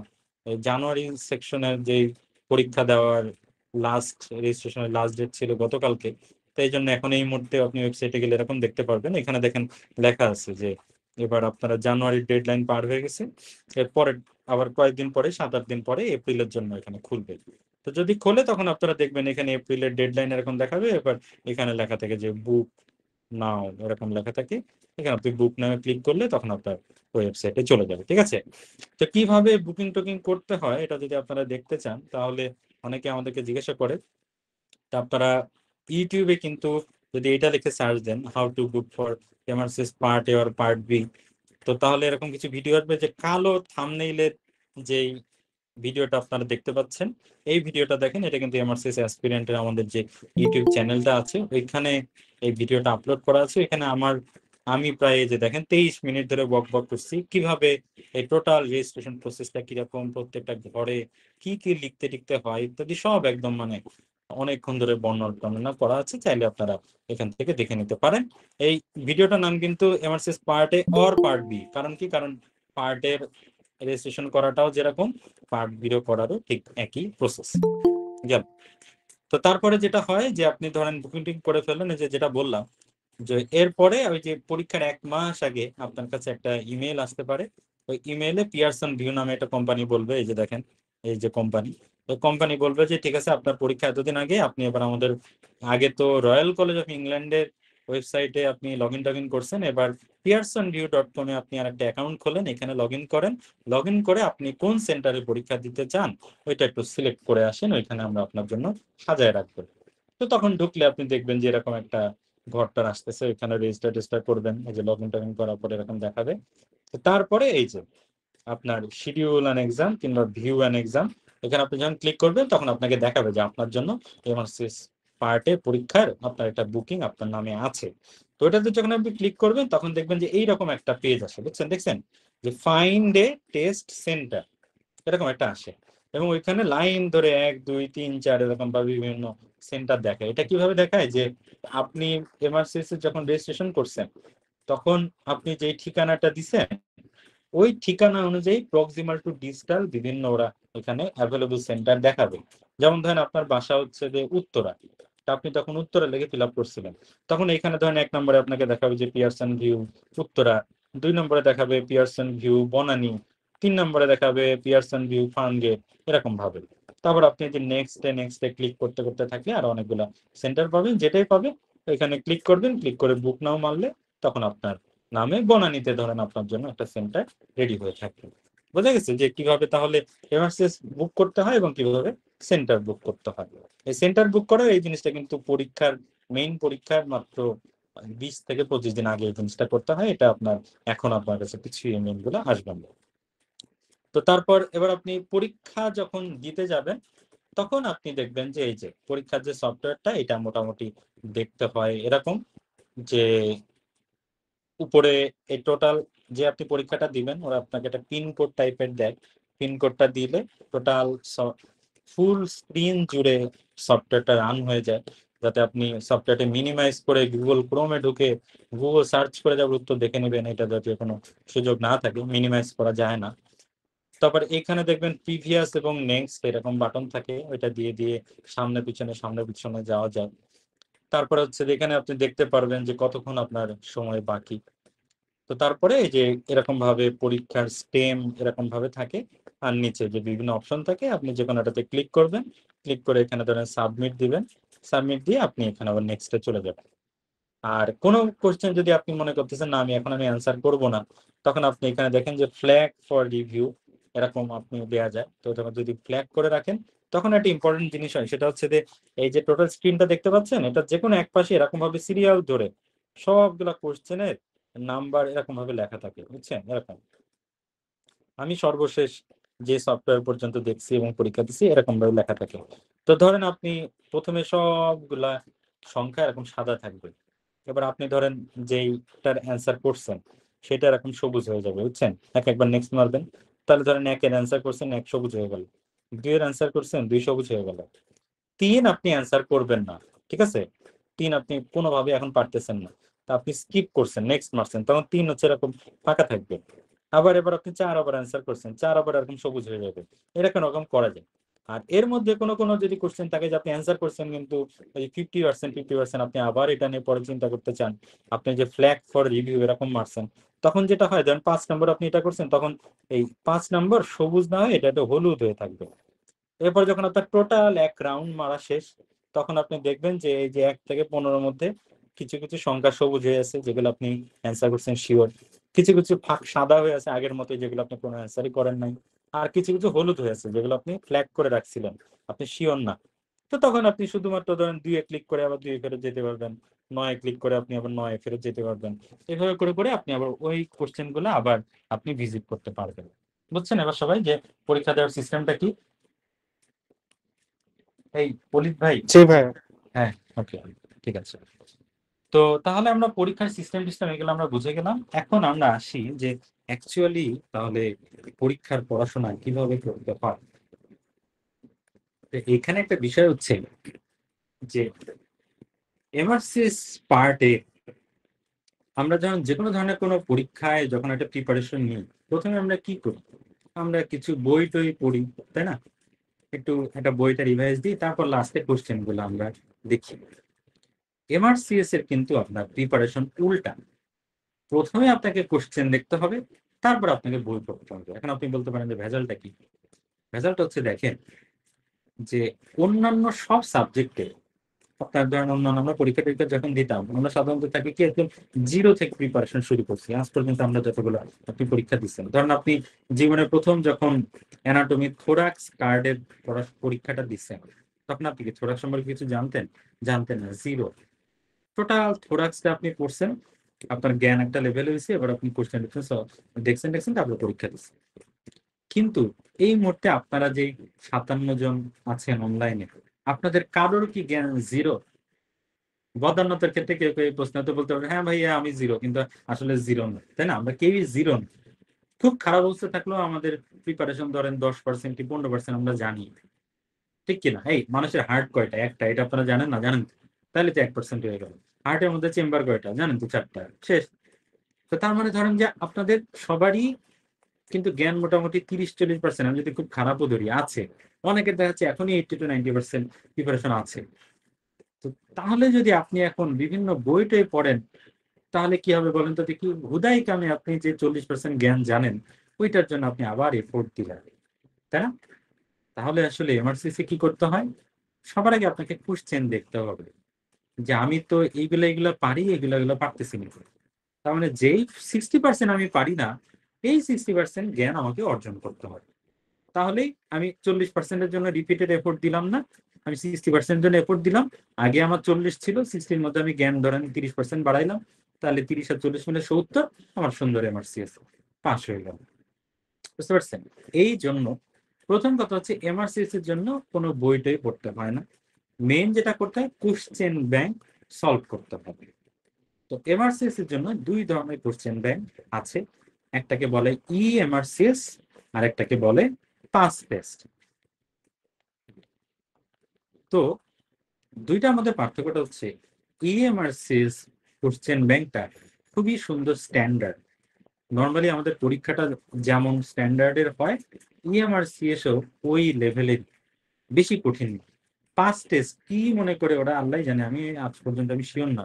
এমন কঠিন কোশ্চেন ব্যাংক বানাইছে যে আপনি পড়তে যে হতাশ হয়ে যাবেন, যে আল্লাহরই এত কঠিন, জীবন যুদ্ধে আপনি পরাজিত হয়ে যাবেন এবং আপনি জীবনে আর পড়াশোনা আগাইতে পারবেন না, যেটার কোনো মানে হয় না। এই জন্য আমরা নিজেরাও ধরা খেয়ে শিখছি, পাঁচ টেস্ট পড়ার পরে বুঝছি যে এটা পড়ার দরকার ছিল না। তো আসলে সবার জন্য উপদেশ হচ্ছে যে ইএমআরসিএস কোশ্চেন ব্যাংকটা ফলো করলেই হয়।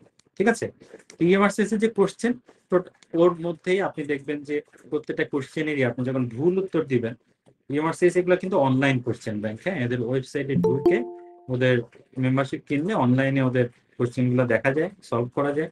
আপনি যখন কোশ্চেন ভুল উত্তর দিবেন, তখন হচ্ছে যে আপনাকে ওরা বলবে এক্সপ্লেনেশনে যে না না কেন এটা ভুল উত্তর হলো, কারণ এই ওই এক্সপ্লেনেশন গুলোর মধ্যে খুব সুন্দর করে কেন আপনি ভুল চিন্তা করলেন, কেন আপনি যেটা ভাবতেছেন ইউকের ম্যানেজমেন্ট ওইটা থেকে আলাদা, এইগুলা লেখা থাকে, বুঝছেন।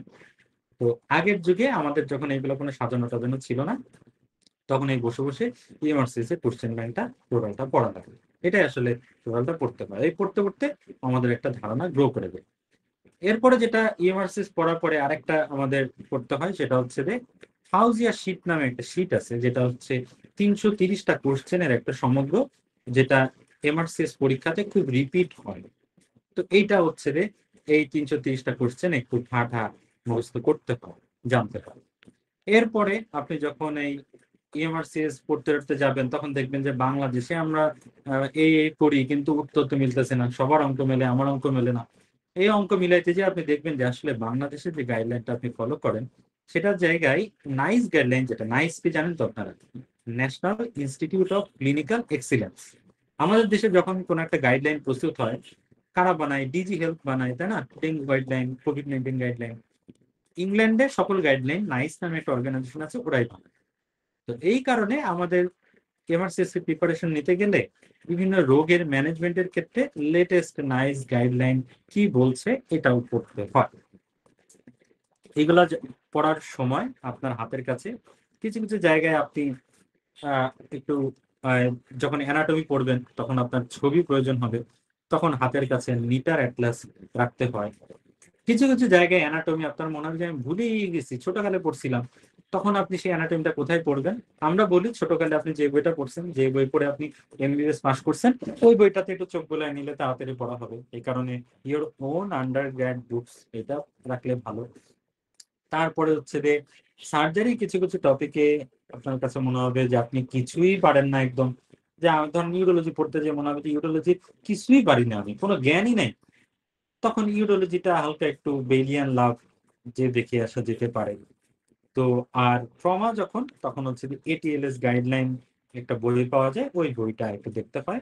এইগুলা যখন মোটামুটি আপনার পড়া হয়ে যাবে, আপনার একটা মোটামুটি একটা ধারণা গ্রো করে যাবে, ফাউন্ডেশন।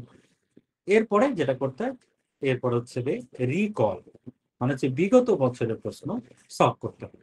যে এইবার তাহলে আমি দেখি আমার তো সব পড়া শেষ, বিগত বছরে কি কি প্রশ্ন আসছিল।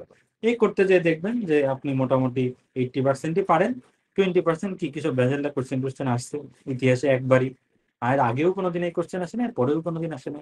এই জাতীয় রেয়ার কোশ্চেন গুলো আপনি একটু দেখে নিলেন, এইভাবে আপনার প্রিপারেশনটা হয়ে গেল। ঠিক আছে, তো নর্মালি এইভাবে নিতে হবে যে ইএমআরসিএস এর কোশ্চেন ব্যাংক সলভ করা, তারপরে হচ্ছে যে ওই সলভ করতে যে কিছু কিছু জ্ঞানের স্বল্পতা থাকলে একটু নিটার দেখে নেওয়া, একটু ছোটকালের বই দেখে নেওয়া, একটু বেইলিয়ান লাভ দেখে নেওয়া, এটিএলএস এর গাইডলাইন দেখে নেওয়া, এগুলো পাবে।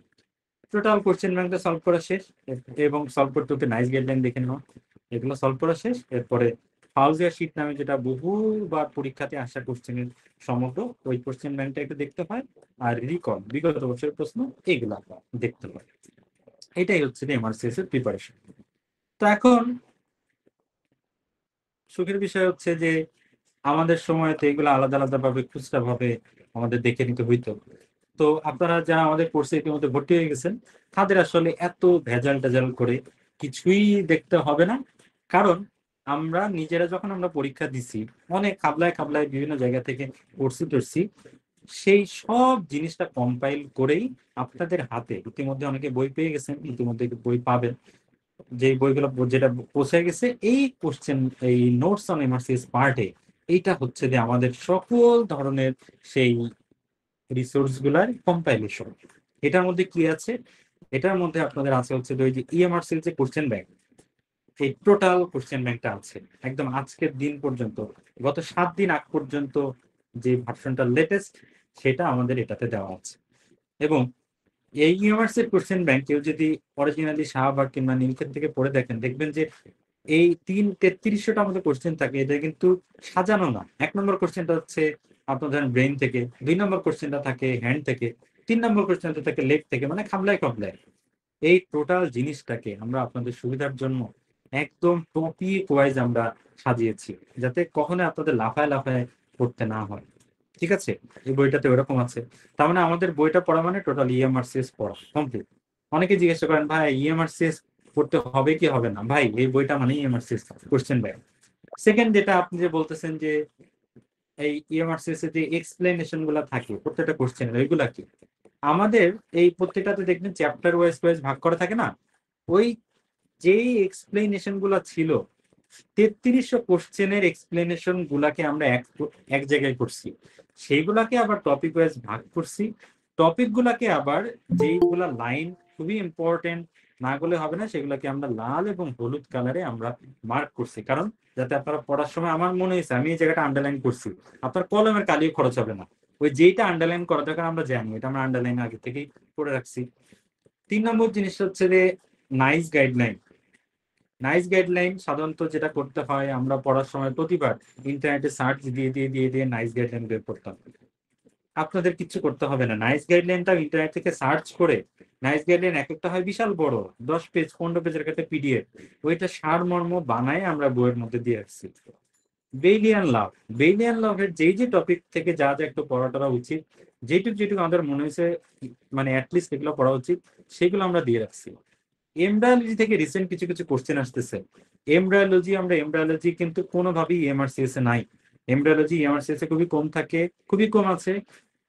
বিগত বছরে রিকল টিকল ঘাটলে রিসেন্টলি এমআরসি ওই এমব্রায়োলজি খুব টপিক থেকে আসতেছে বলে আমরা এমব্রায়োলজির বিভিন্ন অনলাইন রিসোর্স থেকে আমরা কালেক্ট করে ছবি টবি সহ আমরা এটার মধ্যে দিয়ে রাখছি। এরপরে টোটাল ফাউজিয়া শীটটাও আমরা আমাদের যে রিসেন্ট যে এডিশনটা আমরা বের করছি এটাতে আমরা দিয়ে রাখছি। তার মানে আপনারা যদি ওই বইটা পড়েন, আপনি টোটাল রিসার্চ, আচ্ছা যেটা বলতেছিলাম কি নিটারে অ্যাডটাস আপনাকে নিটারও খুলতে হবে না, কারণ নিটারের যেই যে ছবিটা যেই যে টপিকের সময় আপনাদের দেখতে হয়, ওই ছবিগুলো নিটার থেকে নিয়ে আমরা বইয়ের মধ্যে ঢুকে রাখছি। তার মানে আপনাকে নিটারও খুলতে হবে, বুঝতে পারছেন?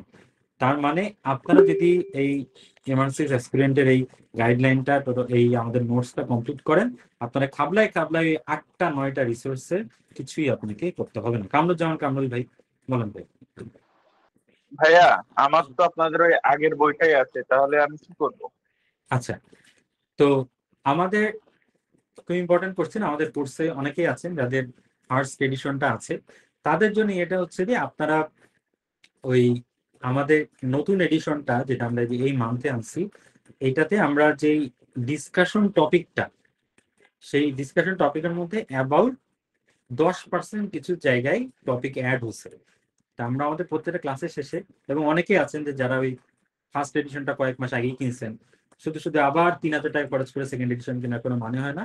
যারা কোর্সে ভর্তি হয়েছেন তাদেরকে আমরা ওই নতুন নতুন যে টপিকগুলো অ্যাড হয়েছে এগুলো আমরা পিডিএফ হিসেবে আলাদা করে দিয়ে দিব। আপনারা চাইলে ওইটুকু একটা পেজ প্রিন্ট করে আপনি আপনার আগের বইয়ের সাথে ঢুকাই দিলেন, হয়ে যাবে। আর শুধু আর ওইদিকে আমরা ফাউজিয়া শীটটা যেটা আমরা একদম কমপ্লিটলি নতুন অ্যাড করছি, ফাউজিয়া শীটের ওইটারও আমরা পিডিএফ দিয়ে দেবো, যাতে আপনারা জাস্ট বাসায় বসে কিংবা এসে আপনি 50 টাকা খরচ করে যদি একটু প্রিন্ট করে আপনার বইয়ের সাথে লাগাই নেন, তাহলে হচ্ছে যে আপনার হয়ে গেল জিনিসটাকে নতুন এডিশন। বুঝতে পারছেন? তাহলে মানে ফার্স্ট এডিশন থেকে সেকেন্ড এডিশনে এক্সট্রা যে টপিকগুলো অ্যাড করা হয়েছে এগুলো আমরা পিডিএফ হিসেবে দিয়ে দিব। তাহলে যারা এই ডিসকাউন্টটা অ্যাভেল করেছেন, আপনাদের তো প্রায় 2800 টাকা সেভিংস হয়েছে। 2800 টাকা সেভিংস, আর খরচ হবে একটু 50 টাকা করে, আপনারা এগুলো আপনাদের বইতে লাগাই নেবেন, তাহলে এটা সেকেন্ড এডিশন হয়ে গেল। ঠিক আছে? আর টোটাল কোশ্চেন যেটা আপনারা ফার্স্ট এডিশনে যে টোটাল ইএমআরসিএস এর কোশ্চেন ব্যাংকটা আছে, আমরা টোটাল টা আবার আমরা রিভাইজ দিয়ে দেখছি যে গত 8 মাসে ইএমআরসিএস কোশ্চেন ব্যাংকে সব মিলে 20টা কোশ্চেনের মতো ওরা অ্যাড করছে। সো ওই 20টা কোশ্চেনও আমরা প্রয়োজনে আমরা আপনাদেরকে দিয়ে দিব, ঠিক আছে, যে নিউ কোশ্চেন নির্বাচন, অতএব এটা নিয়ে দুশ্চিন্তা করার কিছু নাই। এই তাহলে আপনাদের সবাই বলতে পারেন, তাহলে ভাই এই বইয়ের বাইরে আর কি পড়তে হবে? তাহলে কি থাকলো বলেন তো দেখি? শুধুমাত্র আপনাদের বিগত বছরের প্রশ্ন, এই রিকল এটাই আলাদাভাবে পড়তে হবে, আসলে এছাড়া আর কিছুই খাবলাই খুবলাই পড়া লাগবে না। এখন তাহলে এমআরসিএস এর প্রিপারেশনটা কিরকম ভাবে হইতে পারে? তাহলে সেটা আমরা বলি যে এমআরসিএস এর আপনি যদি ডেইলি মোটামুটি 2 ঘন্টা মতো টাইম দেন, 2 থেকে 3 ঘন্টা, এটা হচ্ছে একটা মানে ভার্চুয়াল কথা, কারণ কার পড়ার স্পিড কিরকম এটা আসলে তো বলা যায় না। অনেকে 1 ঘন্টায় দেখা যাচ্ছে 100 পেজ পড়ে ফেলতেছে। তো তারপরে আমরা যদি গড় পড়াটা হিসাব করি তাহলে যেটা আসে সেটা হচ্ছে, মাহমুদুল হাসান ভাই বলেন। আসসালামু আলাইকুম ভাই, ভাই একটু লাউডলি বলা যায়? ও আচ্ছা, আচ্ছা বাকি সবাই কি অল্প শুনতেছেন নাকি? আচ্ছা, আমরা দূরে সরে গেছিলাম মনে হয় পানি টানি খাওয়ার জন্য। এই আচ্ছা, তো আমরা ধরে নিই যে যদি একটা মানুষ দিনে 2 ঘন্টা মতো, 2 থেকে 3 ঘন্টা মিনিমাম পড়তে পারে, তাহলে তার 4 থেকে 6 মাসের বেশি কোনোভাবে লাগার কথা না, ঠিক আছে। যদি কেউ মানে রেগুলার একটা রেসিডেন্সি কোর্সে থাকে, সিবিএস কোর্সে থাকে, তাহলে তাদের 6 মাস লাগা উচিত। কেউ যদি এই মুহূর্তে কোনো কোর্সে না থাকেন, খুবই রিল্যাক্স কোনো চাকরি করেন, তার জন্য 4 মাস থেকে 5 মাসের বেশি লাগা উচিত না। তাহলে এই টাইমটা কিভাবে খরচ করা উচিত? প্রথম 2 থেকে 3 মাস আপনার টোটাল আমাদের ইএমআরসিএস কোশ্চেন ব্যাংক মানে আমাদের বই, এটা খতম দেওয়া উচিত 3 মাসে। আমরা আমাদের এই কোর্সে চেষ্টা করি 3.5 থেকে 3.5 মাসের মধ্যে জিনিসটা শেষ করতে। হ্যাঁ, এরকম দেখবেন যে আমরা আরেকটু লিবারেলি যাই, 3 থেকে 3.5 মাসে আমরা শেষ করি। এরপরে একবার আপনার খতম দেওয়া হয়ে গেল, এর পরের বার আপনাকে খতম দিতে হবে পরের 1 মাসের মধ্যে। আবার সেকেন্ড টাইম আপনি মানে ফার্স্ট টাইম ডিভিশন আর second time go through the EMRCS question bank হয়ে গেল। তো আমরা তো 2 বার ইএমআরসিএস পড়া শেষ, কিন্তু আমাদের বই 2 বার খতম দেওয়া শেষ। এরপরে আপনি বাকি যে সময়টা থাকে এটা আপনার খরচ করা উচিত ফৌজিয়া শীট এবং বিগত বছরের প্রশ্ন এটার জন্য। এরপরেও যদি আপনার হাতে সময় থাকে, অনেকে আছে না যে আমি এইবার পরীক্ষা বসতেছি না, আর একটু পরে বসতেছি, 6 মাসের জায়গায় সে আর একটু বেশি টাইম পাচ্ছে, কিংবা 6 থেকে 7 মাস মতো টাইম পাচ্ছে, তাদেরকে আমরা তখন বলতে পারি যে তাহলে আপনার যদি আরেকটু হাতে টাইম থাকে, আপনি ইএমআরসিএস আরো একবার খতম দেন তৃতীয়বারের মতো। আর যদি হাতে আরো একটু টাইম থাকে এবং এনার্জি থাকে, 5 টেস্টের সেকেন্ড পেপারে শুধুমাত্র ট্রমা এবং পেরি অপারেটিভ কেয়ার, এই 2টা টপিক একটু দেখে যাইতে। এটা মানে একদম মানে ফরজ তো নাই, সুন্নত তো নাই, নফলের কাছাকাছি, দুর্বল নফলের মতো একটা ব্যাপার, ঠিক আছে। এটাই কারণ 5 টেস্ট আমি সবসময় বলি যে মানে এই জিনিসটা ধরলে আপনার বুকের মধ্যে একটা হতাশা নেমে আসবে, অতএব এটা যত কম ধরা যায় ততই ভালো। কিন্তু আপনি ততদিনে তো অলরেডি 2-3 বার খতম দিয়ে ফেলছেন, আপনি ততক্ষণে একটা স্ট্রং একটা ক্যান্ডিডেট দাঁড়ায় গেছেন। এইবার এসে যদি আপনি 5 টেস্ট ধরেন, কিন্তু তারপরে 5 টেস্ট পুরাটা অবশ্যই না, শুধুমাত্র ট্রমা এবং পেরিওপারেটিভ। ওদের দেখা যাচ্ছে বিশাল বড় একটা কালেকশন, আপনি আজ যে বলতে পারেন ভাই শুধু ট্রমার অংশটা আমি একটু কিনবো, আমাকে 200-300 টাকা একটু দেয়, আপনি একটু দেখে গেলেন এইটুকু। সেটাও যদি হাতে সময় না থাকে, না গেলেও কোনো সমস্যা নেই। বিপুল পরিমাণ মানুষ, এবং আপনি যে একবার যে পড়বেন না এটা এটা মনেও থাকবে না, বিপুল পরিমাণ মানুষ 5 টেস্ট জীবনে না পড়েই পাস করে। আমাদেরও যারা কোর্সে, আমরা এই নিয়ে প্রায় আছে, আপনারা হচ্ছে আমাদের 8ম ব্যাচ, তো 8 ব্যাচে আজ পর্যন্ত আমাদের যত মানুষ আমাদের পাস করছেন আজ পর্যন্ত, তাদের মধ্যে অ্যাবাউট 98% মানুষে কখনো 5 টেস্ট ধরে না এবং তাদের ধরা লাগে না। মাসুদ বিন মুকিত বলুন। কি ভাইয়া, ওই ফার্স্ট টেস্টের কোন কোনটা লাগবে ভাই, একটু যদি বলে দিতেন। ওই যে বললাম নিচে অলরেডি দেখেন আমার স্ক্রিনে লেখা আছে ট্রমা এবং পেরি অপারেটিভ। ওকে ভাইয়া, থ্যাংক ইউ। ওকে, তাহলে গেল। কিন্তু তাহলে পরীক্ষা কিভাবে পড়তে বসতে হবে। এখন এরপরে কথা হচ্ছে যে কোচিং কি ভাইয়া দরকার?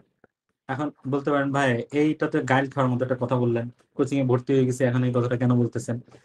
এই আমি স্লাইডটা রাখার উদ্দেশ্য হচ্ছে যে আজকের টপিকটাতে মানে আমাদের যে ওরিয়েন্টেশন, এখানে অনেকে এটা আমরা ওপেন রাখছি, তো তো তারা অনেকে আছেন আমাদের কোচিং এর অংশ না, তাদের মনের মধ্যে কোশ্চেনটা থাকতে পারে, তাদের জন্য। তো ব্যাপারটা হচ্ছে যে একদম ট্রুলি স্পিকিং, এটা স্বীকার করতে আমার কোনো লজ্জা নাই, আমি নিজে কোচিং করি নাই, কিন্তু আমি কোচিং করাই। তখন বলছে কেমন একটা ব্যাপার, ড্রাগ ডিলার নিজে ড্রাগ খায় না, তাই না? চেয়ারম্যান বৌদি নিজে ইয়াবা খায় না, কিন্তু সবাই ইয়াবা বেঁচে বেড়ায়। তো ব্যাপারটা হচ্ছে আসলে আমি যেহেতু নিজে কোচিং ছাড়া, এবং আমাদের যে আমরা 3 জন আছি, এটা একদম বাস্তব। আমি নাহিদ, আমি আর নাহিদ আমরা দুজনে ব্যাচমেট, আর নাসিম ভাই আছেন, উনি আমাদের ডিএমসির এক ব্যাচ সিনিয়র। তো আমরা 3 জনের কেউ কিন্তু কোনো পার্টের জন্য আমরা কখনো কোচিং করি। তো কোচিং না করতে যে আমরা, আমাদের সুবিধা হয়েছে যে আমাদের টাকা খরচ হয়নি। অসুবিধা যেটা হয় আমি বলি যে কোচিং ছাড়া অবশ্যই এমআরসিএস পাস করা সম্ভব, নো ডাউট, কারণ আমরা নিজেরাই পাস করছি, আমরা প্রমাণ। না করলে যেটা হয় যে ভাই অনেক টাইম খরচ হয়। এই যে বললাম না যে হাতাপিতা করা, যে একবার এই পড়তেছি একবার ওই পড়তেছি, মানে আমি যতই বললাম যে 4 থেকে 6 মাস, আমার নিজের কিন্তু ভাই টাইম ভালোই লাগছে। প্রথমে আমি ইন্টার্নি পরপরই আমি করছি, প্রথমে 3 মাস একটু প্রিপারেশন নিচ্ছি, আবার কঠিন লাগছে, ভুলে গেছি। আবার যখন আমি ওই যে এফসিপিএস করলাম কি রেসিডেন্সি করলাম, তখন আবার একটু খাবলা খুলে পড়লাম, মানে এরকম, মানে প্রায় 1-1.5 বছর ধরে অন্ধের মতো ঘোরাঘুরির পর লাস্টে এরকম 4-5 মাস খুব সিরিয়াসলি পড়ে এরকম পরীক্ষা দিচ্ছি। তো স্ট্রাকচারের মধ্যে আসা হয় না, অনেক টাইম লাগে, কিছু কিছু টপিক থাকে যেগুলোতে আটকায় যায়। যেমন আমি আমার ইউনিভার্সিটি যখন প্রিপারেশন নিই, ইউরোলজি যখন আমি পড়তে যাই, আমি দেখি আল্লাহ, আমি ইউরোলজি কিছুই বুঝি না। শুধু আমার ইউরোলজির কিছু কনসেপ্ট বুঝতেই আমার প্রায় 2 সপ্তাহ লেগে গেছে। একবার বেরিয়ান লা পড়তেছি, একবার ইউটিউব দেখতেছি, এইরকম। ভাস্কুলার পড়তে যেয়ে দেখি যে আল্লাহ, ভাস্কুলার কিছুই বুঝি না, ইউটিউবে ভিডিওই দেখছি 1 সপ্তাহ ধরে। তো এই যে এই ব্যাপারগুলো, যে টাইম আসলে অনেক ওয়েস্ট হয়, কিন্তু মানে আপনি যদি কোচিং যারা করবে তাদের ওই টাইমটা ওয়েস্ট হয় না। আমি নিজে 2 সপ্তাহ ধরে যেটা শিখছি, আমি যখন পড়াই তখন আমি এটা 30 মিনিটে পড়াই, কি আমি এটা 15 মিনিটে পড়াই, কিন্তু ওইটা আমার শিখতে আমার কষ্ট করে 2 সপ্তাহ ধরে শেখা লাগছে। তো ওইটাই হচ্ছে ব্যাপার, যে কোচিংটা করলে একটা স্ট্রাকচার ওইতে আগানো যায়, একটা স্পিডে আগানো যায়, একটা খুব অল্প সময়ে ওরিয়েন্টেশনটা হওয়া যায়, একটা ছাড়া গরুর মতো ঘুরে বেড়ানো লাগে না। এইটুকুই সুবিধা শুধু, বুঝতে পারছেন? কিন্তু আপনি এত কষ্ট করে একটা এমবিবিএস মাস্টার্স করে আসছেন, কিন্তু ওই জ্ঞান কি আপনার নাই? অবশ্যই আপনি নিজে নিজে পারবেন। বহু মানুষ আমার মতে, আমি কিন্তু বারবারই বলতেছি, আমি নিজে তো কোচিং ছাড়া করছি, কিন্তু আমার অনেক কষ্ট হচ্ছে, অনেকক্ষণ ঘোরাঘুরি করা লাগছে, অনেক টাইম ওয়েস্ট হয়েছে। আপনারা যদি টাইমটা ওয়েস্ট করতে না চান, তাহলে কোচিংটা করা উচিত।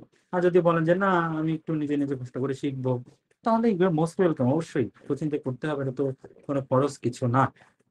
ঠিক আছে? এই তো, যেটাই তো কোচিং এর বিষয়ে আমাদের এখানে যদি যারা আছেন তারা তো অলরেডি আমাদের সম্পর্কে জানেনি, যে আমরা আমাদের একটা টোটাল জিনিসটা একটা স্ট্রাকচার ওয়েতে রাখার চেষ্টা করতেছি। এমআরসি অ্যাসপিরেন্টেই আমাদের টোটাল এরকম 41টা ক্লাস থাকে। আমাদের প্রত্যেকটা 41টা ক্লাস মানে হচ্ছে যে 25টা টপিক। ঠিক আছে? প্রতি অনেকগুলাতে দেখবেন যে অ্যাবডোমেনের আমাদের 2টা ক্লাস আছে, সুপিরিয়র এক্সট্রিমিটির 2টা ক্লাস আছে, এরকম মানে টপিক ওয়াইজ আবার অনেকগুলো এক্সট্রা ক্লাস আছে। তো প্রত্যেকটা আমাদের এরকম টপিক শেষে কিন্তু আমরা পরীক্ষা নিই, কিন্তু অনলাইন একদম টাইমড এক্সাম, যে 30টা কোর্স মার্কের একটা এক্সাম, 30 মিনিট পরে আপনার অ্যালার্ম বেজে উঠবে, পরীক্ষা দিতে পারবেন, এরকম হয়। তো আপনি তার মানে একটা নির্দিষ্ট কন্টিনিউয়াস একটা রিভিউর মধ্যে থাকবেন। এবং আমরা দেখেন যে 27শে অক্টোবর ক্লাস শুরু, তার মানে নভেম্বর পুরোটা পাচ্ছে, নভেম্বর, ডিসেম্বর, জানুয়ারি, ফেব্রুয়ারি। তো আপনার হচ্ছে যে ফেব্রুয়ারির মোটামুটি 24 তারিখ এখানে যে আমাদের সবগুলো টপিক শেষ হয়ে যাবে। তার মানে এক্সাক্ট 4 মাসে আমাদের সবগুলো টপিক শেষ। তারপরে পরীক্ষার লাস্টের আগে 2 মাস আমরা রাখছি, আমরা ফৌজিয়ার শিট সলভ করব, আমরা তারপর হচ্ছে রিকল সলভ করব প্রায় 1 মাস ধরে। তারপর হচ্ছে আমরা 3টা একদম 300 মার্কের 3 ঘন্টা ধরে যে পরীক্ষা, ওইটাও আমরা প্র্যাকটিস করব। ঠিক আছে? So it will be a very well structured program. এবং এই টোটালটার সময় আমরা কিন্তু এই যে আমাদের যে ক্লাসগুলো হবে, ক্লাসগুলো কিন্তু এখন আপনারা যেরকম করতেছেন এইরকম। আমরা ক্লাসের শুরু হওয়ার 15 মিনিট আগে আমরা আমাদের মেসেঞ্জারে লিঙ্ক দিয়ে দিই। লিঙ্কে আপনারা ক্লিক করে এটা আজকের মতোই গুগলে মিট করতে পারবেন, গুগল মিটে জয়েন করতে পারবেন। ক্লাস করতে করতে আজকে যেমন হাত তুললেন, এরকম হাত তুলবেন, ভাইয়া বুঝি নাই, আবার বুঝাবো।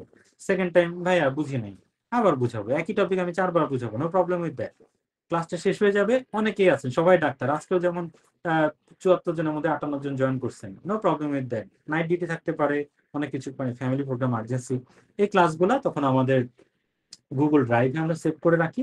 এখান থেকে আপনি আমাদের একদম কোর্সের শেষ হওয়ার আগ পর্যন্ত, পরীক্ষার আগের দিন পর্যন্ত, আপনারা পরীক্ষার দিন পর্যন্ত ওই ভিডিওটা আপনারা অ্যাক্সেস করতে পারবেন। ঠিক আছে? এই তো এটাই হচ্ছে যে আমাদের টোটাল আমাদের কোর্সের অর্পণ বিয়াস ভাই বল। ভাইয়া হুম আমরা হচ্ছে পার্ট বির পরে ইউকে তে শিফট হওয়ার যে প্রসেসটা ওইটা সম্পর্কে কি আপনি একটু হ্যাঁ হ্যাঁ বলতে পারবেন? অবশ্যই, আমাদের শেষ হয় নাই তো, আমাদের তো আরো 20 মিনিট বাকি। হ্যাঁ 20 মিনিট ধরে আচ্ছা আমরা আচ্ছা ভাইয়া বুঝুন গাজুন করবো, তো আমরা সমস্যা নেই, ঠিক আচ্ছা আছে। ভাইয়া হ্যাঁ হ্যাঁ ঠিক ওকে। আছে। তো এই হচ্ছে যে আমাদের তাহলে কোর্সের টোটাল বৈশিষ্ট্য গেল। এখন ব্যাপার হচ্ছে যে এত প্যারা নিয়ে এত খরচ করে তো আপনি এমআরসিএস করে লাভটা কি? কেন কেন দা হয়? তো কেন দা হয় এর উত্তর হচ্ছে যে এমআরসিএস করলে কি পাওয়া যায়। এক নম্বর হচ্ছে এটা একটা রিকগনাইজ ডিগ্রি। বাংলাদেশের এফসিপিএস আপনি মানে এফসিপিএস পাস করলেন, মহাখালী থেকে শাহবাগ গেলেন, শাহবাগ আলারা গোনায় ধরতেছে না। আপনি এমএস পাস করলেন, মহাখালী গেলেন, মহাখালী আলারা গোনায় ধরতেছে না। আবার আপনি দুই জায়গাতেই গোনায় ধরলেন, বিদেশের কেউ আপনারা গোনায় ধরতেছে না। সেই জায়গাতে এমআরসিএস এমন একটা ডিগ্রি যেটা আপনাকে পুরো পৃথিবীতে সব জায়গায় they will recognise your degree. এটা হচ্ছে এক নম্বর। 2 নম্বর কথা হচ্ছে আপনি বিদেশে যাবেন না, সারা জীবন বাংলাদেশে থাকবেন, তারপরও এমআরসিএস কিন্তু আপনাকে ইউকেতে কি করে, how they manage the patient, what are the guideline, তারা কি এমন এক্সট্রা করে যেটা কারণে তাদের আউটকাম এত ভালো, আপনি কিন্তু সব জেনে যাবেন। দেখবেন যে আমাদের অনেক স্যাররাই বলে যে তুমি যদি নাও করো অ্যাটলিস্ট এমআরসিএস ডিগ্রিটা করো, যাতে তুমি আপ টু ডেট থাকো, যাচ্ছে এরকম করলে পেশেন্ট আউটকাম অনেক বেটার হয়, তার মানে আপনি well oriented with the international standard and guidelines, এটা হোক। 3 নম্বরটা হচ্ছে যে অবভিয়াসলি যদি বিদেশ যাইতে চান তাহলে জিএমসি রেজিস্ট্রেশন তো মানুষ ক্ল্যাপ দিয়ে করে, এটা তো আপনি এমআরসিএস দিয়ে করতে পারতেছেন। তারপর আপনি বিদেশে যদি যান, তখন যে বললাম যে ওদের বিদেশে তো ট্রেনিং ওদের 8 বছরের, তো এমআরসিএস দিয়ে যদি আপনি বিদেশে যান এবং ওদের কোনো আবার ট্রেনিং এ ঢোকেন, তখন কিন্তু প্রথম 2 বছর ট্রেনিং আপনার করা লাগে না। এই যে ST1 এবং 2 ট্রেনিং কিন্তু বিদেশে যে করা আপনাকে লাগবে না। আর যদি বাংলাদেশেও থাকেন তাহলেও দেখেন যে বিসিপিএস কিন্তু রিসেন্টলি 2022 সালে ওদের এটা বেরিয়েছিল যে এমআরসিএস, এমআরসিপি, এমআরসিওজি এবং এমআরসিপিসিএইচ এটা যদি কারো করা থাকে তাহলে আপনি তাদের এফসিপিএস পার্ট 1, 2 বছরের কোর ট্রেনিং এবং এফসিপিএস মিড টার্ম পরীক্ষা, এই 3টা থেকে আপনি মুক্তি পাবেন। এফসিপিএস পার্ট 1 পরীক্ষায় থাকে না, মানুষজন সারা জীবন ধরে দিতে থাকে, 8 বার 10 বার এরকম দিচ্ছে, হচ্ছে না। তো সেই জায়গায় আপনি ওটার পিছনে ছুটতেছেনই না, আপনি এমআরসিএস দিলেন, নগদে আপনি 1 টিকিটে 2 ছবি, আপনি এফসিপিএস পার্ট 1 ফ্রি পেয়ে গেলেন, which is a win win situation, তাই না? 2 দিকে আপনি আগাই গেলেন, বাংলাদেশেও আগাই গেলেন, আপনি বিদেশেও আগাই গেলেন। শুধু এখানে ওরা একটা ভেজাল ঢুকে রাখছে যে আপনাকে এদের যে 2 বছরের ট্রেনিং ওইটা থেকে মুক্তি পাইতে হলে যেটা করতে হবে, যে এমন থাকে না যে এফসিপিএস পার্ট 1 করার আগেই অনেকে 2 বছরের এমনি একটা অনারারি করতে থাকে, তো ওই ডিগ্রিটাকে আপনি কাউন্ট করাইতে পারবেন। তার মানে ধরেন আপনি আগে এমনি হুদাই কামে খাটছেন 2 বছর, আপনার তখন এফসিপিএস পার্ট 1 করা ছিল না, তাকে না হুদাই অনারারি করতে থাকি ট্রেনিং, পরে যখন এফসিপিএস হবে ওটারে ঢুকাই নিব। তো এরকম যদি করা থাকে তাহলে আপনার একবারে আপনি FCPS part 1 core training mid term 2টা থেকে 3টা থেকে আপনি মুক্তি পাবেন। So this is the very win win situation. আর যদি 2 বছর ট্রেনিংটা না করা থাকে তাহলে অ্যাটলিস্ট আপনি এফসিপিএস পার্ট 1টা থেকে অ্যাটলিস্ট আপনি মুক্তি পাবেন। তো এমআরসিএস করলে এগুলা পাওয়া যাচ্ছে। নেক্সট কথা হচ্ছে এমআরসিএস করলে কি পাওয়া যাবে না, কোনটা না, যেটা আমরা মনে করি যে এমআরসিএস হইলে কি আমি সব পেয়ে যাচ্ছি, না। 1 নম্বর কথা হচ্ছে এমআরসিএস হইলে কিন্তু কনসালটেন্ট হওয়া যায় না, এটা যে বাস্তবতা। আমি যেটা আপনাকে ইউকেতে বুঝাইলাম, তাই না, যে ইউকেতে আসলে কি এটা এমআরসিএস পাস করা মানে এটা এফসিবিএস এর মিড টার্ম পাস করার মতো, কিংবা এমএসএ আপনার ফেজে পাস করার মতো। সো এটা বিদেশেও আপনাকে কনসালটেন্ট বানাচ্ছে না, বাংলাদেশেও এখানে আপনাকে কনসালটেন্ট হিসেবে আপনি পরিচয় দিতে পারবেন না। আসলে অনেকে দেয়, হুইচ ইজ মানে আনএথিক্যাল, এটা আসলে উচিত না। কারণ আসলেই কনসালটেন্ট হওয়ার মতো এমআরসিএস আপনাকে ওই প্র্যাকটিক্যাল যে হ্যান্ডেল নলেজ ওটা কিন্তু দেন। এমআরসিএস পাস করার কোনো স্টেপে আপনি কোনো অপারেশন শিখবেন না ডিরেক্টলি, তাই না? So it does not make you a consultant. এরপরে কথা হচ্ছে যে এমআরসিএস পাস করলেই কি ইউকেতে চাকরি করা যায়? না, নট ইমিডিয়েটলি। এরপরে আরো কিছু একটা কাজ করতে হবে, সেটা আমরা কিছুক্ষণ পরে আসতেছি। আর আরেকটা হচ্ছে যে এটা খুব স্যাড, কিন্তু বিএমডিসি ওরা কিন্তু এমআরসিএস পাস করার পরে ওরা বলে যে যদি আপনার বিদেশে যে ট্রেনিং 5 বছরের যেটা ট্রেনিং এফআরসিএস এর ওটা যদি করা না থাকে তাহলে আপনি নামের পাশে এমআরসিএস কথাটা লিখতে পারবেন না, বুঝছেন? খুবই স্যাড, এত টাকা দিয়ে পরীক্ষা দিবেন, কিন্তু এটা একটা বাস্তবতা। আমার কাছে খুবই ইনহিউম্যান লাগে, কিন্তু এটা বুঝছেন, ঠিক যেরকম যে এফসিএস পার্ট 1 আমরা নামের পাশে লিখতে পারি না, ওরা তো বলে যে এটা করা যাবে না, ঠিক সেরকম ওরা বিএমডিসি বলে যে আমরা এমআরসিএস নামের পাশে লিখতে পারবো না যদি না আমাদের 5 বছরের ওই যে ট্রেনিং ইউকেতে ওটা যদি করা না থাকে। তো এই হচ্ছে যে আমাদের এমআরসিএস পর্যন্ত। এরপরে হচ্ছে যে ভাইয়া যেটা বলতেছিলেন, তাহলে এমআরসিএস করার পরে কি করতে হয়? এমআরসিএস করার পরে 1 নম্বর কথা হচ্ছে যে আপনি বিদেশে চাকরি করতে হইলে অ্যাকচুয়ালি আর কি কি করা লাগে। মেন ব্যাপারটা হচ্ছে যে এমআরসিএস পার্ট এ এবং পার্ট বি যদি আপনার কমপ্লিট করা থাকে, ইউকেতে চাকরি করার আগে আপনার জন্য আর মাত্র 3টা ধাপ বাকি। একটা হচ্ছে যে আপনাকে আইএলটিএস দিতে হবে, আইএলস কিংবা ওইটি। আইএলস আর ওইটি কিন্তু কাছাকাছি ধরনেরই পরীক্ষা, আপনারা জানেন বোধহয়। যে আইএলস হচ্ছে যে তো একটা এই যে ইংলিশ প্রফিসিয়েন্সি টেস্ট, যেখানে আপনার রিডিং, রাইটিং, লিসেনিং, স্পিকিং 4টা ডোমেইনে ওরা পরীক্ষা করে। ওইটিও কিন্তু ঠিক সেম, শুধু পার্থক্যটা কি, আইএলস এ আপনাকে বলবে যে শরতের শেষ বিকেলের আলো বিষয়ে 5 মিনিট কথা বলো। ওইটিতে আপনাকে বলবে যে this is a terminal cancer patient, counselling about the end of life care. তার মানে আপনি কথা বলতেছেন, মেডিকেল রিলেটেড কথা বলতেছেন। আইএলস এ আপনাকে লিসেনিং এ এমনি জবরজং 2জন মনের ভাব প্রকাশ করতেছে এরকম কথাবার্তা শোনাবে। ওইটিতে আপনাকে ডক্টর এবং পেশেন্টের মধ্যে যে কথা হচ্ছে কিংবা কোনো একটা সায়েন্টিফিক মেডিকেল রিলেটেড কোনো একটা জার্নালের একটা কনফারেন্সের একটা বক্তব্য ওইটা আপনাকে বলতেছে, ওইটা শোনা লাগবে। ঠিক আছে, তো ওইটাতে আপনি ধরেন পাস করে গেলেন। আইএলস এ as far as I know 7 পাইতে হয়, আর ওইটিতে বি পাইতে হয় ন্যূনতম, which is equivalent to IELTS এ 7.5 পাওয়া। আইএলস পরীক্ষা দিতে যত জেনে 18,000 টাকা লাগে, ওইটি দিতে আমি যখন পরীক্ষা দিতাম তখন 44 লক্ষ, এখন কত লাগে আমি জানি না, ডলার দাম বাড়ছে তো ওই জন্য মনে হয় একটু বেড়ে গেছে। তো এই যে আপনি এমআরসিএস পাস করলেন আর আইএলস পাস করলেন কিন্তু ওইটি পাস করলেন, এরপরে যেটা করতে হয় এপিক ভেরিফিকেশন করতে হয়। এপিক ভেরিফিকেশন জিনিসটা কি? এটা হচ্ছে একটা সত্যায়িত করার মতো একটা ব্যাপার। অনলাইনে ইসিএফএমজি নামে একটা অর্গানাইজেশন আছে, ওদের এখানে অ্যাকাউন্ট খুলতে হয়। ওইখানে আপনার কি কি সার্টিফিকেট দেখেন, আপনার তো এমবিবিএস এর সার্টিফিকেট আছে আর এদিকে এমআরসিএস এর সার্টিফিকেট আছে, তাই না? তো $100 দিয়ে অ্যাকাউন্ট খুলতে হয়, $100 দিয়ে এমবিবিএস সত্যায়িত করতে হয়, $100 দিয়ে এমআরসিএস সত্যায়িত করতে হয়। সত্যায়িত করার সিস্টেমটা কি? আপনি ওদের এখানে এমবিবিএস এর সার্টিফিকেট আপলোড করবেন, ওরা হচ্ছে যে আবার ওই সার্টিফিকেটটা ধরেন আপনি ডিএমসি থেকে পাস করছেন, ডিএমসির অফিসিয়াল মেইলে ওই সার্টিফিকেট ওরা পাঠায়, বলবে যে তোমরা আসলে জানাও যে ডাক্তাররা কি ডিএমসি থেকে পাস করছে কিনা, সার্টিফিকেটটা সত্য কিনা। ডিএমসির অফিস তখন ফিরতি মেইলে বলবে হ্যাঁ ঠিক আছে, ও আমাদের এখানে পাস করছে, তার স্টুডেন্ট নাম্বার এত, তার এমবিবিএস সার্টিফিকেটটা জেনে হয়ে গেল। তখন কিছুক্ষণ পর আপনি ইসিএফএমজির ওয়েবসাইটে দেখবেন যে এমবিবিএস সার্টিফিকেট ভেরিফাই। এবার আবার এমআরসিএস সার্টিফিকেট আপলোড করবেন স্ক্যান কপি, ও আবার রয়্যাল কলেজ অফ ইংল্যান্ডে আবার ইমেল করবে যে দেখো তো এই ডাক্তার আকিবের এমআরসিএস সার্টিফিকেটটা ভুয়া নাকি জেনুইন। তারপর আবার রয়্যাল কলেজ বলবে না না ঠিক আছে আসলে পাস করছে, আবার এটা দেখা যাবে এটা ভেরিফাইড। ঠিক আছে, তার মানে এই সত্যায়িত করার একটা ব্যাপার।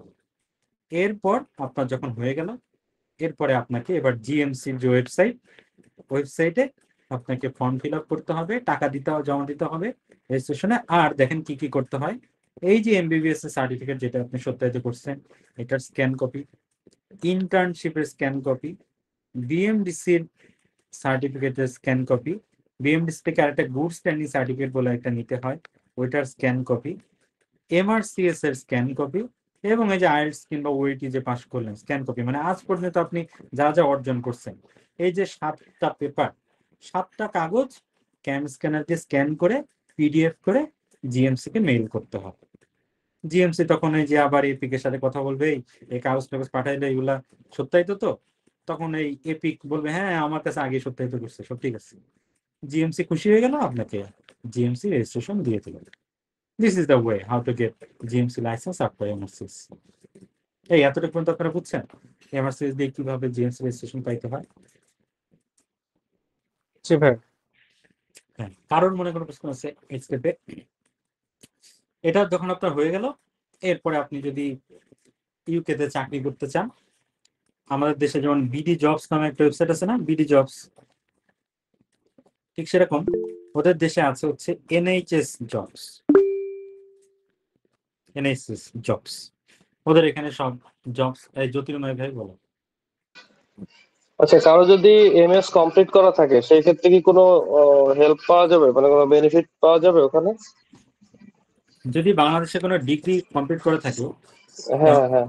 তারা আপনার ডিগ্রিটাকে কাউন্ট করে না, তারা আপনার এক্সপিরিয়েন্সটাকে কাউন্ট করে। তার মানে কি, আপনি আপনার টোটাল যে জিএমসি রেজিস্ট্রেশনে যে পাথ হয়ে এখানে কোনো ধরনের কোনো হেল্প পাবেন না। কিন্তু আপনি যখন পরবর্তীতে চাকরি খুঁজতে যাবেন, তখন আপনি এখানে যে পোর্টফোলিওটা শো করবেন, ওখানে আপনি লিখবেন যে কমপ্লিট এমএস, এবং এমএস মানে হচ্ছে যে আমি 5 বছর আমি এই সাবজেক্টে এই হসপিটালে কাজ করছি। ওরা আপনার ডিগ্রিটাকে কোনোভাবে কাউন্ট করবে না। কিন্তু এই যে আপনি 5 বছর আপনি ধরেন ভাস্কুলার সার্জারি কিংবা আমি একটু মিউট করে দিলাম যতীন্দ্র ভাই, কারণ সাউন্ডটা বেশি আসতেছে, আপনি একটু নিজে থেকে মিউটে যেতে পারেন। তো ওই যে আপনি 5 বছর কাজ করছেন, ওই এক্সপিরিয়েন্সটাকে তারা কাউন্ট করে। তারা আপনার যে আপনি যখন চাকরি করবেন, চাকরির পাওয়ার প্রত্যাশার ওইখানে আপনাকে একটু আগায় রাখবে, এটা করবে শুধু। কিন্তু এছাড়া তারা এই ডিগ্রি দিয়েই যে আপনাকে কনসালটেন্ট বানায় দিবে ইউকেতে, সেটা হবে না। আর একজন বলছেন যে 5-6 বছর স্টাডি গ্যাপ থাকলে বা ট্রেনিং না থাকলে, আহ, অবশ্যই ট্রেনিং না থাকলে, স্টাডি গ্যাপ থাকলে চাকরি পাইতে শুরুতে একটু প্রবলেম হয়, but this is not an absolutely no যে এটা এর চাকরি হবেই না, তা না। বাট অবভিয়াসলি একটু তো জীবন যুদ্ধে পিছায় থাকবেন, এটা বাস্তব। ঠিক। তো যাই হোক, তো যেটা বলতেছিলাম যে এনএচএ জবস ওদের ওয়েবসাইটে দেখবেন যে জব সার্কুলার। সাদিক ভাই বলে। আসসালামু আলাইকুম ভাইয়া। হুম। হ্যাঁ, বাংলাদেশে যদি কোনো ডিগ্রি লাইক এফসিপিএস বা এমএস এর মানে পার্ট 1 করা এবং ট্রেনিং করা আছে বা পার্ট 2টা করা নাই, সেই ক্ষেত্রে কি মানে কোনো সমস্যা হবে? মানে সেই ক্ষেত্রে কি এক্সপিরিয়েন্স না, নিতে এটাও হবে? কোনো সমস্যা না। কিন্তু ওই যে সেম গোজ যে আপনার ওই যে ট্রেনিং করা হচ্ছে, সাপোজ আপনি একটা অনারারি করছেন 7-8 মানে 1.5 বছর কি 1 বছর, পার্ট 1 করা ছিল, অনারারি করছেন 1.5 বছর। তো ওই যে 1.5 বছরে আপনার যে ট্রেনিং সার্টিফিকেট গুলো 6 মাস করে 3টা, ওটা কিন্তু আপনি যখন চাকরি আপনার জন্য অ্যাপ্লাই করবেন, এগুলো কিন্তু শো করতে পারবেন। This will add some points to your portfolio. কিন্তু এটাকে তারা ওইটা দেখে যে আপনারা কনসালটেন্ট বানাই দেবে তা না। কিংবা আপনি এমএস কোনো কমপ্লিট করেন নাই, এফসিপিএস কোনো কমপ্লিট করেন নাই, ওইটাতে যে আপনার কোনো নেগেটিভ পয়েন্ট বিয়ার করবে তা না। ওইটি আর আইএলটিএস এর মধ্যে কোনটা সোজা বেশি? ওইটি এর মেয়াদ কতদিন থাকে? ওইটি এর মেয়াদ 2 বছর থাকে। আমার কাছে মনে হয়েছে আইএলটিএস আর ওইটির মধ্যে ওইটি অবশ্যই সহজ, আমার কাছে মনে হয়েছে। টাকা কঠিন, ওইটি দিতে আইএলটিএস এ ডাবল টাকা লাগে। কিন্তু আমি তারপরে ওইটিতে গেছি, আমার কাছে মনে হচ্ছে আইএলটিএস আমি 3বার ফেল করার চাইতে ওইটি 1বার পাস করা তো সহজ ছিল। কারণ তাই না, মানে হেমন্তের শেষ স্বর্ণালী বিকেল, এই জিনিস নিয়ে 5 মিনিট বলা যতটা কঠিন, তার তুলনায় ধরেন palliative care in cancer patient, এটা বলা সহজ না? অবশ্যই সহজ। আমার কাছে মনে হচ্ছে আমি ওইটি দিচ্ছি। আমি জিএমসি রেজিস্ট্রেশন আমার কমপ্লিট, আমি জিএমসি লাইসেন্স পাওয়া। তো I have completed all the steps. তো আমার কাছে অবশ্যই মনে হচ্ছে যে ওইটিটা হচ্ছে যে অনেক সহজ, তুলনামূলক। তুলনামূলক অনেক সহজ মানে জলগত্তর এবং তা না, তুলনামূলক। ঠিক আছে। তো যেটা আমরা বলতেছিলাম, এনএইচএ জবস ওদের ওয়েবসাইটে ঢুকে আপনি এখানে পোর্টফোলিও ওদের ওয়েবসাইটে ক্রিয়েট করতে হয়।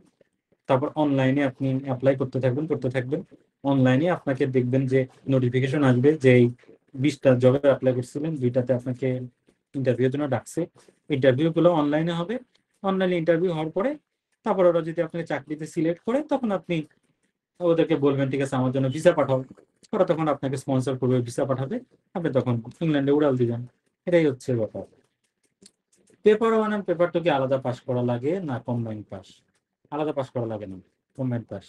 কিন্তু এমআরসিএস পার্ট 2 তে হচ্ছে যে আবার স্কিল এবং নলেজে আলাদা পাস। এমআরসিএস করার পর কি ওইটি করার জন্য কোনো স্ট্রাকচার গাইডলাইন আছে? জিএমসি রেজিস্ট্রেশনে কি কোনো স্পেসিফিক মেয়াদ আছে? আচ্ছা, ওইটি করার জন্য গাইডলাইন, আমি ওইটির জন্য আমি কোনো কোচিং করি নাই। ইউটিউবে বিপুল পরিমাণ ওইটির আপনার ইউটিউব চ্যানেল পাবেন, ওইগুলা দিয়ে দিয়ে খুব সুন্দর করা যায়। হ্যাঁ, ওইটি কিন্তু তুলনামূলক সহজ পরীক্ষা, 1 মাসের প্রিপারেশন দিয়ে আপনি করতে পারবেন। ওটার জন্য যে 1 বছর খাটতে হবে ওটা তা না। আমি 1 মাস খাটছি, আমি অনলাইনে ওইরকম ওদের ইউটিউব ভিডিও টিডিও দেখে হয়ে গেছে। আর জিএমসি রেজিস্ট্রেশনের একটা ব্যাপার আছে, সেটা হচ্ছে যে জিএমসি রেজিস্ট্রেশন আপনি যখন নিবেন, তখন ওই জিএমসি রেজিস্ট্রেশনে দেখবেন 2টা জিনিস লেখা থাকে, full GMC registration with licence to practise. এই কথাটা খুব খেয়াল করছেন? GMC registration with licence to practise. এই তো তার মানে আপনি এখানে দুইটা জিনিস টোটাল পাবেন জিএমসি রেজিস্ট্রেশন করলে। রেজিস্ট্রেশন যেটা করলেন মানে ইউকে খাতায় যে আপনার নাম উঠলো, এই জিনিসটার মেয়াদ হচ্ছে আজীবন, যদি আপনি বিল পে করতে থাকেন। প্রতি মাসে প্রতি বছর তো একটা ফি দিতে হয়। কিন্তু লাইসেন্স টু প্র্যাকটিস এই যে জিনিসটা, এইটার মেয়াদ হচ্ছে 1 বছর। প্রতি 1 বছর পর পর আপনি যাদের আন্ডারে কাজ করতেছেন তাদের মাধ্যমে আপনি যে ভালো কাজ করতেছেন নাকি আকাজ করতেছেন, এটা একটা ভ্যালিডেশন করায় নিতে হয়। যদি আপনি ভ্যালিডেশন করাইতে না পারেন তখন লাইসেন্স টু প্র্যাকটিসটা চলে যায়, যেটা আমার ক্ষেত্রে হয়েছে। আমি তো জিএমসি রেজিস্ট্রেশন পাইছি হচ্ছে 2022 সালে। তো তারপর তো আমি যেহেতু এমএস কোর্সে আছি, আমি তো আর এই মুহূর্তে মুভ করি নাই। সেই জন্য 2023 সালের ফেব্রুয়ারি মাস পর্যন্ত যদি রাগিব শাহরিয়ার লিখে আপনি যদি জিএমসি তাদের যে সার্ভারে সার্চ দিতেন, আপনি দেখতেন যে রাগিব শাহরিয়ারের নামের পাশে সবুজ টিক চিহ্ন দেওয়া এবং লেখা যে Ragib Shahriar Nayan has full GMC registration with licence to practise. এখন যদি 2024 সালে এসে আপনার আমার নাম দিয়ে যদি সার্চ দেন কিন্তু আমার জিএমসি রেজিস্ট্রেশন নাম্বার, দেখবেন যে আমার নামের পাশে নীল দাগ দেওয়া GMC registration without licence to practise, কারণ আমি তো ভ্যালিডেশন করতে পারি নাই। তো এই জন্য এখন আমি যদি আবার ইউকেতে মুভ করতে চাই, আমাকে ওই লাইসেন্স টু প্র্যাকটিসটা রিস্টোর করার জন্য অ্যাপ্লিকেশন করতে হবে, যেটা একটা মোটামুটি যেটা করতে 1 থেকে 2 মাস লাগে আর কি। কিছু পেপার ওয়ার্ক, মানে ওইটার জন্য আবার যে এমআরসিএস দিতে হবে, কিউইটি দিতে হবে, এরকম না, কিছু পেপার ওয়ার্ক আছে, কিছু ফর্ম ফিল আপ করতে হয় আর কি। আচ্ছা, এই মুহূর্তে আমি কোশ্চেন না নিয়ে আমি একটু পরের স্টেপে যাই, লাস্টে আমাদের কোশ্চেন অ্যান্সার সেশন আছে, তখন আবার আরো কিছু নিয়ে। তাহলে জিএমসি রেজিস্ট্রেশন ব্যাপারটা তো তোরা বুঝে গেছি নিশ্চয়ই। তো এরপরে ব্যাপারটা হচ্ছে জিএমসি রেজিস্ট্রেশন পেয়ে গেলাম, ইউকেতে কাজ করতেছি, লাভ কি? আমার স্যাররা তো বলে যে ইউকেতে যায় তোমার জীবনে রোগী ধরতে দিবে, জীবনে তোমার অপারেশন করতে দিবে, ট্রলির পাশ থেকে জীবনে তোমার যাইতে দিবে, খাইয়ে কাজ নাই, তুমি একটা বাংলাদেশের বলদ, তোমার ইউকের মানুষের ল্যাপারটমি করতে দিবে, মাথা খারাপ। Which is a completely wrong idea, completely wrong idea.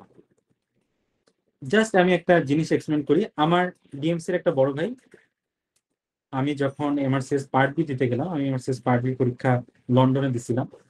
তো লন্ডনে পরীক্ষা টরীক্ষা দেওয়ার পরে তো আরো 10-15 দিন ঘোরাঘুরি করছি, তো ভাইয়ের বাসায় গেছি, দেখা যাচ্ছে দিচ্ছি, ঘুরতেছি।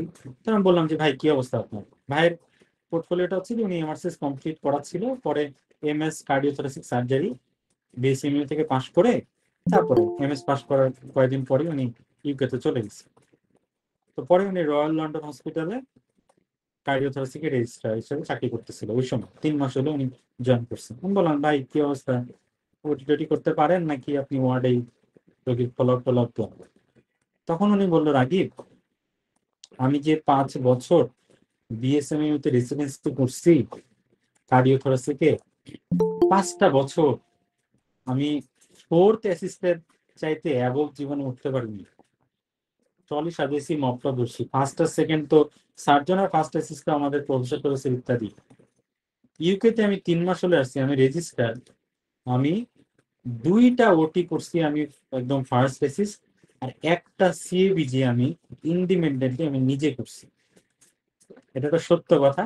এবং উনি আমার ডিএমসি বড় ভাই, আমার থেকে 3 বছরের বড়। আরেকজনের কথা আমি বলি, আমার বন্ধু, ও ইন্টারনেট পরপরই চলে গেছিল। তো তারপরে ওর বাসায় আমি, ওই যে ও আমার সাথে এমআরসিএস পরীক্ষা দিচ্ছে, ও তখন মানে ইউকেতে ও জব করে, প্লাস তখন এমআরসিএস এর প্রিপারেশন নিচ্ছে। আমি আরো একসাথেই যেই যেই 1 মাস আমি ইউকেতে ছিলাম, তখন আমরা একসাথে প্রিপারেশন নিচ্ছিলাম, ওই যে পার্ট বি এর এক্সামিনেশন করতাম। তো ওর সাথে আমি কথা বললাম, দোস্ত কি অবস্থা, তুই রোগী টোগী দেখিস কেমন, ওটি টোটি আদৌ তোরা ধরতে টরতে দেয় কিনা?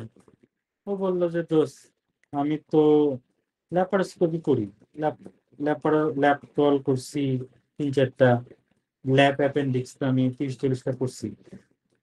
আমি তো অবাক, আপনাদের মধ্যে কেউ ট্রেনিং এ থাকা অবস্থাতে পাস না করে ল্যাপারোস্কোপিক কোন ইনস্ট্রুমেন্টের ক্যামেরা বাদে অন্য কিছু ধরার সুযোগ পাইছেন?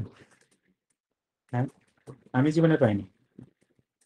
মাঝে মাঝে ওই যে আরেকটা লিভারটা ধরে টান দেওয়ার সুযোগ দেয়, তাই না, অ্যালিগেটর প্রসেসর দিয়ে, ঠিক কিনা নাকি ভুল বললাম? অলিভ ভাই, না অলিভ ভাই তো মনে হয় এদেশের না, অর্পণ ভাই, অর্পণ পিয়াস ভাই, কি মনে হয় আপনার? তার মানে আসলে এটা ভুল ধারণা। যে আমাদেরকে আসলে কাজ করতে দেয় না বিদেশে, যে এটা ভুল ধারণা।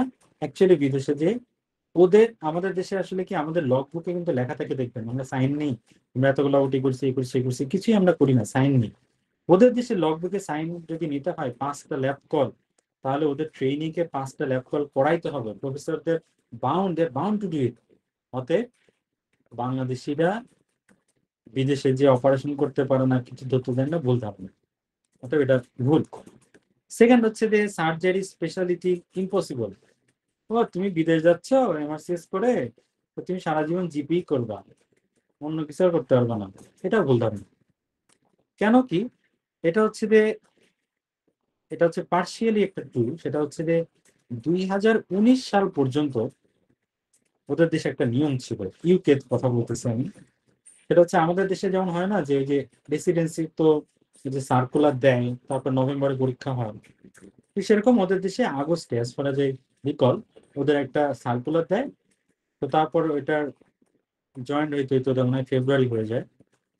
তো ওই আগে ওদের একটা নিয়ম ছিল যে ওদের প্রতি বছর যখন রেসিডেন্সি সার্কুলার দিবে, ফার্স্ট টাইম সার্কুলারের সময় যারা নন ইউকে লোকজন তারা অ্যাপ্লাই করতে পারবে না। এরপর ধরেন প্রথম সার্কুলার হইল, পরীক্ষা টরীক্ষা নিয়োগ টিয়োগ হয়ে গেল, এরপরে যদি কিছু সিট ফাঁকা থাকে ওরা তখন সেকেন্ড টাইম আর একটা সার্কুলার দেয় ফেব্রুয়ারি মাসে, যে তখন নন ইউকের লোকজন ওইটাতে অ্যাপ্লাই করতে পারবে। তাহলে তো এবার তো বুঝতেছেন তাই না, এই নিয়মটা যতদিন ছিল আসলে তো জিনিসটা একটা ভেজাল। ততদিন পর্যন্ত মানুষজন আসলে যেগুলো ভালো সাবজেক্ট, আপনি যদি plastic surgery, cardiothoracic, neuro surgery করতে চান পারবেন না, কারণ এগুলো তো প্রথম সার্কুলারই শেষ, সেকেন্ড টাইম আপনার জন্য শুধু জিপিটিপি এগুলোই ফাঁকা আছে। সুখের বিষয় হচ্ছে 2019 সালের পর থেকে এই নিয়মটা বাতিল হয়ে গেছে।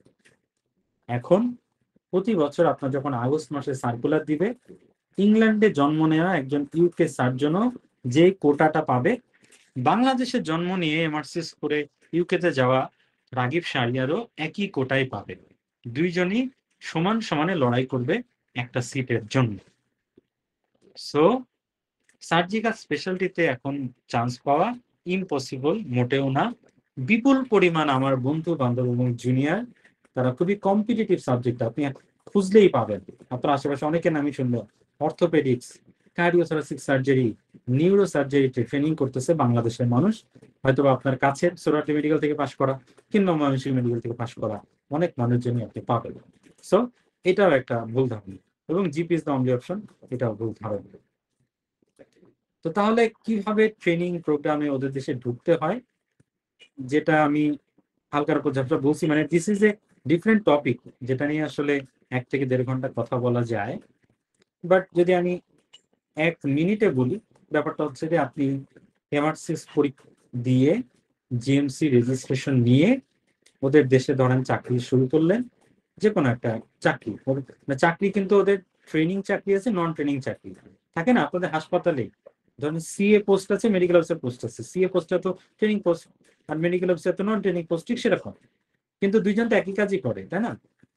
তো ঠিক সেরকম ওদের দেশে যে আপনি নন ট্রেনিং পোস্টে চাকরি শুরু করলেন, তারপর ওদের দেশে ট্রেনিং এর জন্য কিছু ক্রাইটেরিয়া লাগে, যে আপনাকে এতগুলা কয়েকটা এরকম ধরেন রিসার্চ ওয়ার্কের সাথে যুক্ত থাকতে হবে, কয়েকটা অডিট করতে হবে, কিছু কিছু ক্লিয়ারেন্স সার্টিফিকেট নিতে হবে। এইগুলা আপনি ধরেন ক্লিয়ারেন্স ক্রেস্ট সার্টিফিকেট বলে একটা সার্টিফিকেট আছে, যে আপনি আসলে যোগ্যতা সম্পন্ন কিনা পোস্ট গ্রাজুয়েশন কোর্সে ঢোকার জন্য, আপনার ওই ধরনের কম্পিটেন্সি আছে কিনা, নাকি আপনি বলদ আপনি ইন্টার্নশিপের সময় যেটুকু কাজ করার কথা ওইটুকু পারেন না। এরকম কিছু কম্পিটেন্সি সার্টিফিকেট, যেটা আপনি গত 1 বছর ধরে যে হসপিটালে চাকরি করেন এখানকার কোনো একটা কনসালটেন্টকে দিয়ে আপনি সাইন করে নেবেন। এরপর আপনি এখানে বসে বসে কয়েকটা থিসিস বিভিন্ন গবেষণা কর্মসূচি হয় করলেন, তারপর ওইখানে কয়েকটা অডিট টডিট আপনি করলেন, এগুলো করা যায় নিজেরাই করে। তারপরে আপনি যখন প্রতি বছর ওই যে আগস্ট মাসে অ্যাপ্লাই করেন মানুষজন, তখন আপনি অ্যাপ্লাই করলেন। ওদের আবার শুধুমাত্র যে পড়াশোনার ব্যাপারটা তা না, ওদের নিয়োগটা হয় 2 ভাবে। প্রথমে ওরা এরকম একটা দিয়ে দেয় যে আপনার যদি 1 থেকে 3টি জার্নাল থাকে আপনার পাবলিকেশন, তাহলে আপনি পাবেন 5 পয়েন্ট। যদি আপনার 0টি পাবলিকেশন থাকে তাহলে আপনি পাবেন 1 পয়েন্ট। আপনার যদি এতগুলো অডিট করা থাকে তাহলে আপনি পাবেন 3 পয়েন্ট।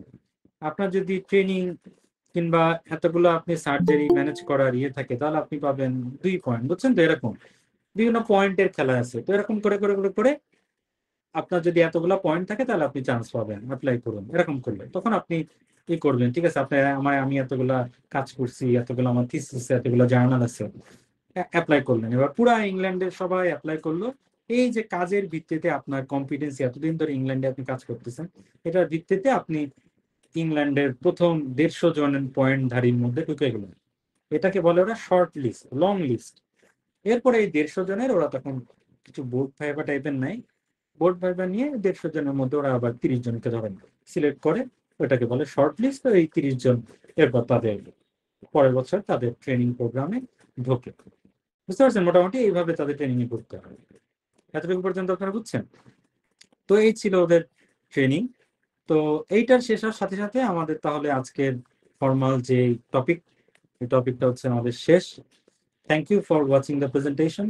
আমি রাগিব শাহরিয়ার ছিলাম আপনাদের সাথে এতক্ষণ, এবং যারা আমাদের ইতিমধ্যে কোর্সে জয়েন করেছেন তাদের সাথে আমি তো আরো আগামী 6 মাস আছি। আর যারা এমার্সিস এক্সপিরিয়েন্স পেজ থেকে যারা আমাদের সাথে জয়েন করছেন তারাও যে কোনো প্রয়োজনে আমাদের এমার্সিস এক্সপিরিয়েন্স ফেসবুক পেজে আপনারা নক দিতে পারেন। আমরা সবসময় চেষ্টা করি বিভিন্ন সময় আপনাদের হেল্প করার জন্য। শুধু যে আমাদের পেইড কোর্সেই জয়েন করতে হবে তা না, যে কোনো প্রয়োজনে আপনারা আমাদের সাথে যোগাযোগ করতে পারেন। ঠিক আছে? তো এখনো শেষ হইয়াও হয়নি শেষ। আমাদের হচ্ছে যে লাস্ট সেশনটা হচ্ছে আমাদের কোশ্চেন অ্যান্ড অ্যান্সার। এখন বাজে 10টা 24। আমি আগামী 15 মিনিট বিভিন্ন ধরনের কোশ্চেন নিব এবং এটা অ্যান্সার করার চেষ্টা করব। 10টা 40 পর্যন্ত আমরা আমাদের এই কিউএনএ সেশনটা কন্টিনিউ করবো। আপনারা হাত তুলতে পারেন, আমরা এসে তো তার আগ পর্যন্ত আমি কয়েকটা কোশ্চেন একটু আগে নিয়ে নিই। সাফাত ভাই হাত তুলছেন, এর আগে 2টা কোশ্চেন আমি অ্যান্সার করে নিই, তারপরে সাফাত ভাইকে একটু লোড দিব। একটা হচ্ছে একজন কোশ্চেন যে এমআরসিএস এ পাস মার্ক কেমন লাগে এভারেজ। এমআরসিএস পরীক্ষাটা হচ্ছে ওই বিসিএস এর যেরকম, বিসিএস যদি আপনারা দিয়ে থাকেন আপনারা জানেন যে বিসিএস এ কোনো ফিক্সড মার্ক নাই, তাই না? কাট মার্ক হয় প্রতি বছর। কোশ্চেন যদি সহজ হয় কাট মার্ক বেশি থাকে, কোশ্চেন যদি কঠিন হয় কাট মার্কটা কমে আসে। এমআরসিএস ও সেরকম, অন এভারেজ 70-এর আশেপাশে পাস মার্কটা আপ ডাউন করে। কোশ্চেন যদি সহজ হয় পাস মার্ক বাড়তে বাড়তে 75%, কথা বলতেছে, 75%-এ উঠে যায়। কোশ্চেন যদি খুব কঠিন হয় তাহলে পাস মার্ক কমতে কমতে 65%-এ চলে যায়। এভারসিস পার্ট ওয়ার্ক করার পর কি বাংলাদেশ থেকে এভারসিস দেওয়া যায়? বাংলাদেশ থেকে আসলে এভারসিস দেওয়া যায় না। বাংলাদেশ থেকে যারা এভারসিস আমাদের পাস করেন, আমাদের স্যাররা, ওনারা যেটা করেন এভারসিস অনারারি এভারসিস করেন, এভারসিস এনএডিএন, ওইটা ওনারা এমএস কিংবা এফসিএস পাস করার পর significant contribution to the field of surgery এরকম একটা শো করতে হয় যে আমি এত কাজ করছি, এত ইয়ে করছি, অতএব আমাকে এভারসিস ডিগ্রি দাও। তারা তখন এভারসিস ডিগ্রি দেয়। এটা পাশে লেখা থেকে এভারসিস এনএডিএম, যেটা একটা অলংকারিক ডিগ্রি, যেটা দিয়ে আপনি ইউকেতে কনসালটেন্ট হইতে পারবেন না। এভারসিএস কি এফসিপিএস এর মতো পার্ট 1 পাস করে ট্রেনিং? না। এভারসিএস ব্যাপারটা হচ্ছে যে আপনি এমআরসিএস পরীক্ষা দিয়ে 5 বছর ট্রেনিং করলে তারপর আপনি এভারসিএস পরীক্ষা দিতে পারবেন। জব পাওয়ার জন্য কি এজ কোনো ম্যাটার করে? Age does not matter. But NHS এর অবসরের বয়স হচ্ছে 65, এখন আপনি 64 বছর বয়সে অ্যাপ্লাই করলে সমস্যা। এমআরসিএস এর পার্ট বি সেন্টার কি বিডিতে আছে? নাই। একবার হয়েছিল এমআরসিএস গ্লাসগো, তারা কুর্মিটোলা জেনারেলে পরীক্ষা নিচ্ছিল। বাঙালি যেটা করে জ্যাকটুক দিছিল, কি সব অবৈধভাবে পরীক্ষাকে ইনফ্লুয়েন্স করার চেষ্টা করছিল, এরপরে ওরা আসেন। ডিপেন্ডেন্ট স্পাউস কি ফিউচারে নেওয়া যাবে ইউকেতে? অবশ্যই যাবে। ইউকেতে আপনি যখন ডক্টর হিসেবে যাবেন আপনার ভিসা ওয়ার্কস অ্যান্টিগ্রেড, মানে আপনি বউ নিতে পারবেন ফ্রম দ্য ডে 1। এমন না যে যারা যে কামলা হিসাবে যায় তারা যেমন 6 মাস কাজ করে তারপরে বউ নেয়, ব্যাপারটা তা না। আপনি যখন প্রথম দিন আপনি হাসপাতালে চাকরি পাইলেন, হাসপাতালকে বলবেন যে আমার বউ আছে আর বাচ্চা আছে 2টা, সবার জন্য ভিসা দাও। ওরা সবার জন্য ভিসা দিবে। ডে 1 আপনি বউ বাচ্চা নিয়ে চলে যাবেন। কিন্তু রেট্রোগ্রেড কাজ করে না, বাপ মাকে নেওয়া যায় না। আপনার বাবা মা যদি আপনার সাথে যাইতে হয়, বাবা মাকে ওই যে ট্যুরিস্ট ভিসা নিয়ে যাইতে হবে, একবারে টানা 6 মাস থাকতে হবে, আবার দেশে চলে আসতে হবে।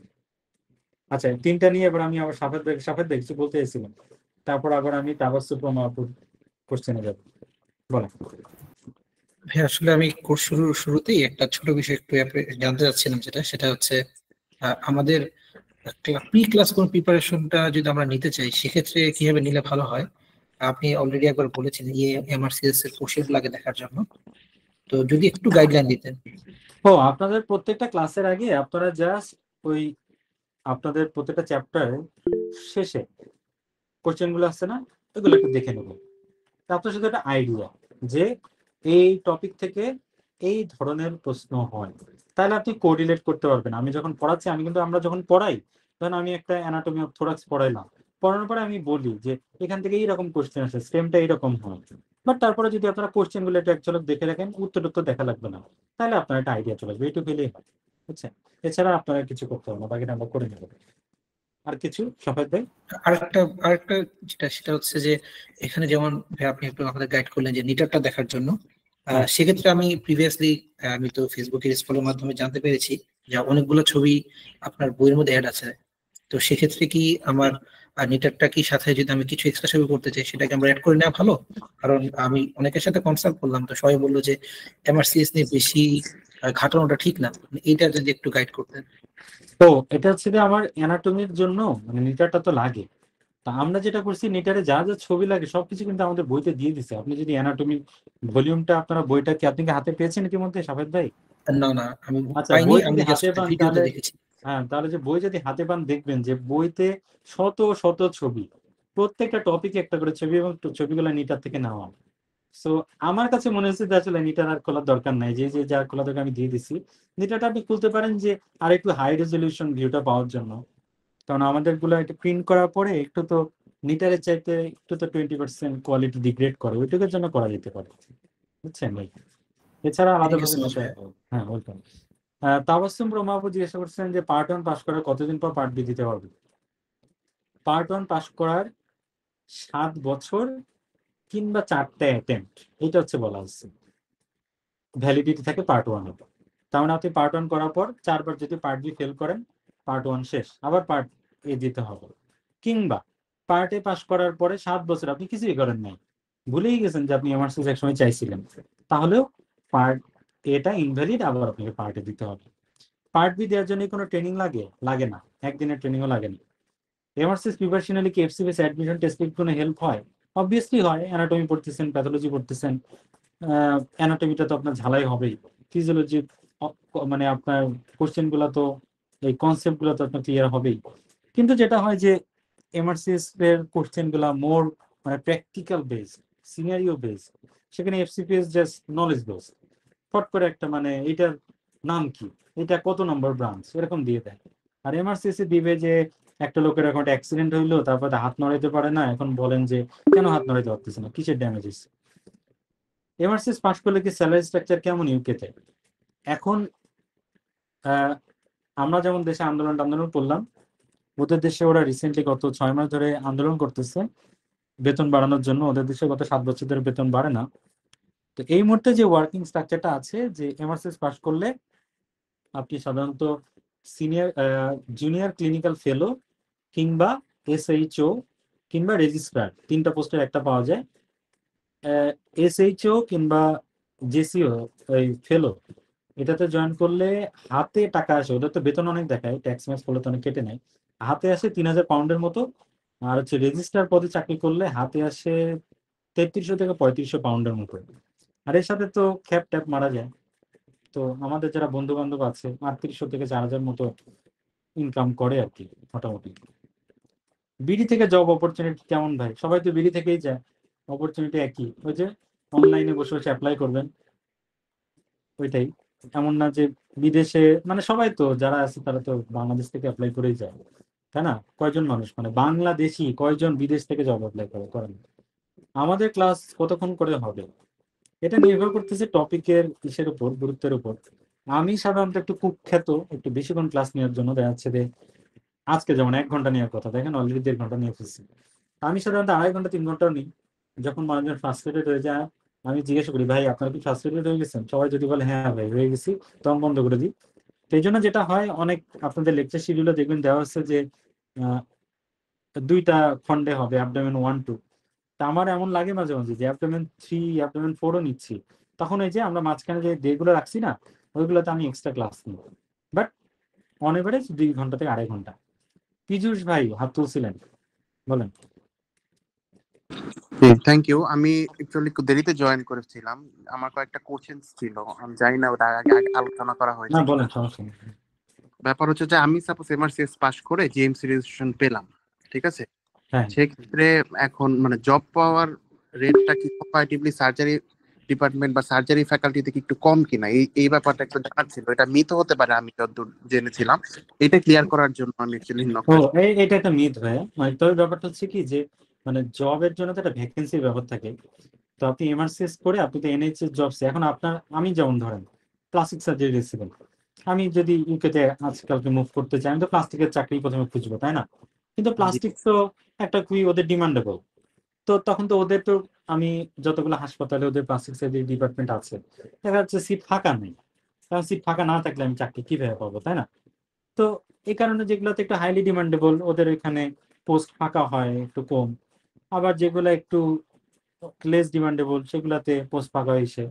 তো যেমন ধরেন আমি যদি বিদেশ যাইতে চাই, আমার টার্গেট হওয়া উচিত এরকম যে আমি প্লাস্টিকের প্রথমে কয়েকদিন চাকরি খুঁজলাম, পাইলাম না, কিন্তু আমি বিদেশে তাড়াতাড়ি মুভ করতে চাই, আমি তখন অন্য একটা সাবজেক্টের একটা চাকরি নিয়ে নিলাম।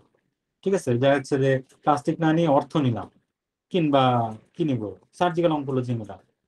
তা ওখানে চাকরি করলাম 6 মাস থেকে 1 বছর, পরে আমি অ্যাপ্লাই করতে থাকলাম, প্লাস্টিকের একটা পোস্ট ফাঁকা হইলো, পরে প্লাস্টিকে চলে গেলাম। ব্যাপারটা হচ্ছে এরকম যে লেস ডিমান্ডেবল মোর ডিমান্ডেবল, এটা তো সাবজেক্ট তো পৃথিবীর সব জায়গাতেই আছে। এখান থেকে পরবর্তী জিপিতে সুইচ করে যাওয়া যায় নাকি আমাকে যায় সার্জারিতে?